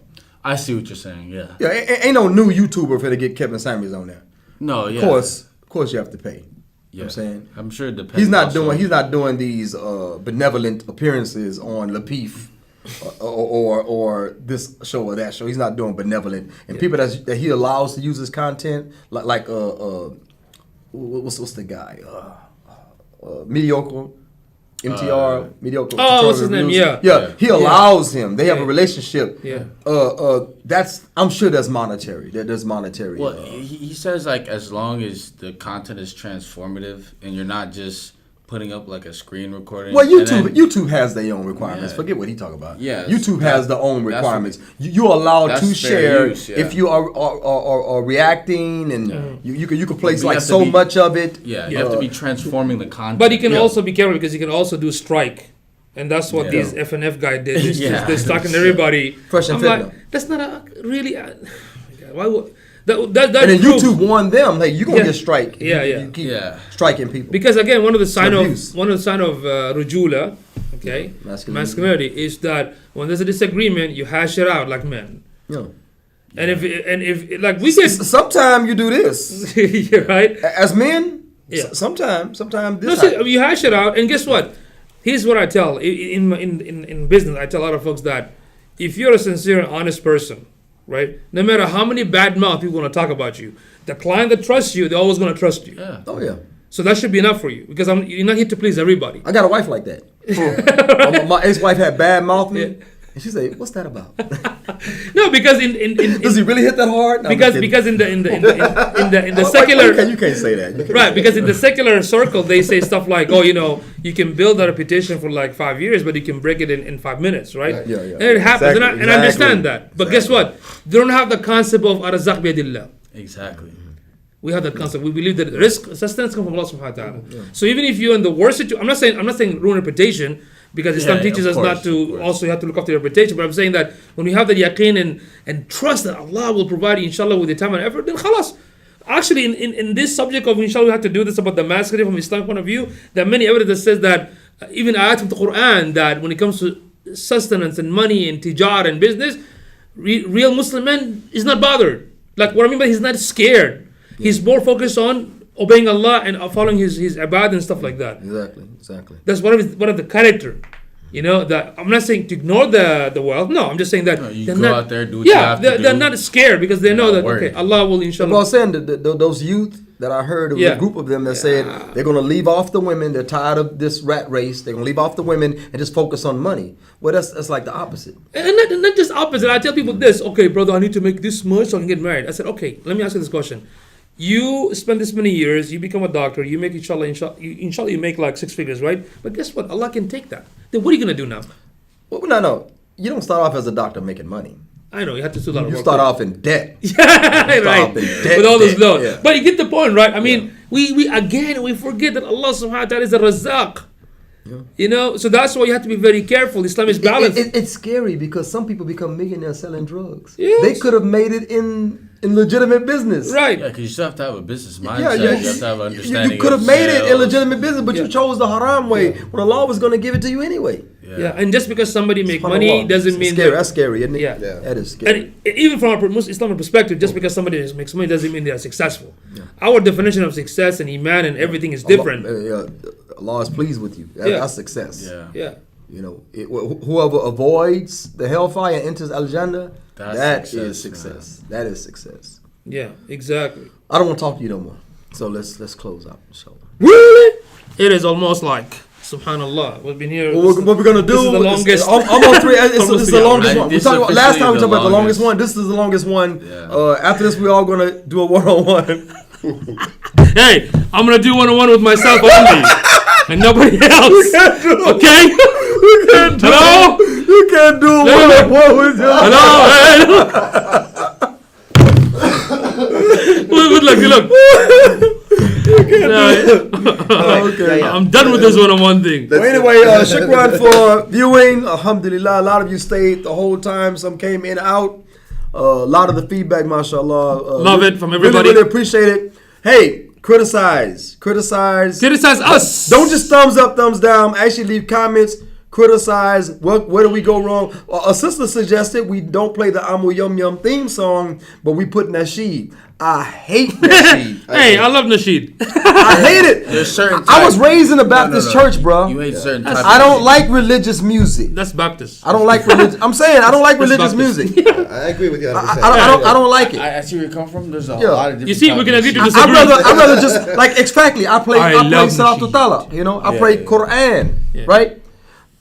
I don't want to do Nasheed. Yeah. I don't want to do Nasheed. I can do Nasheed. You want to hear my Nasheed song? Yum, yum, yum. Yum. Oh, he's so yummy. Get a one-on-one. Like a chocolate. One-on-one. Yum, one. Get the wine. Put your shirt back on. Put your shirt back on. Okay, this song sound like the party song. You know, like the party song. This has been Amoo Yum Yum, the podcast with Amoo Jeremiah, Amoo Amir, and the Amoo you love to hate, Amoo Yusuf. This is like a party song. You know the party song? You know the party song? It was a party song. He'll finish. Yeah, because he'll try to let it keep going. He'll try to let it keep going and try to catch you on a one-on-one. He'll try to catch you in a one-on-one.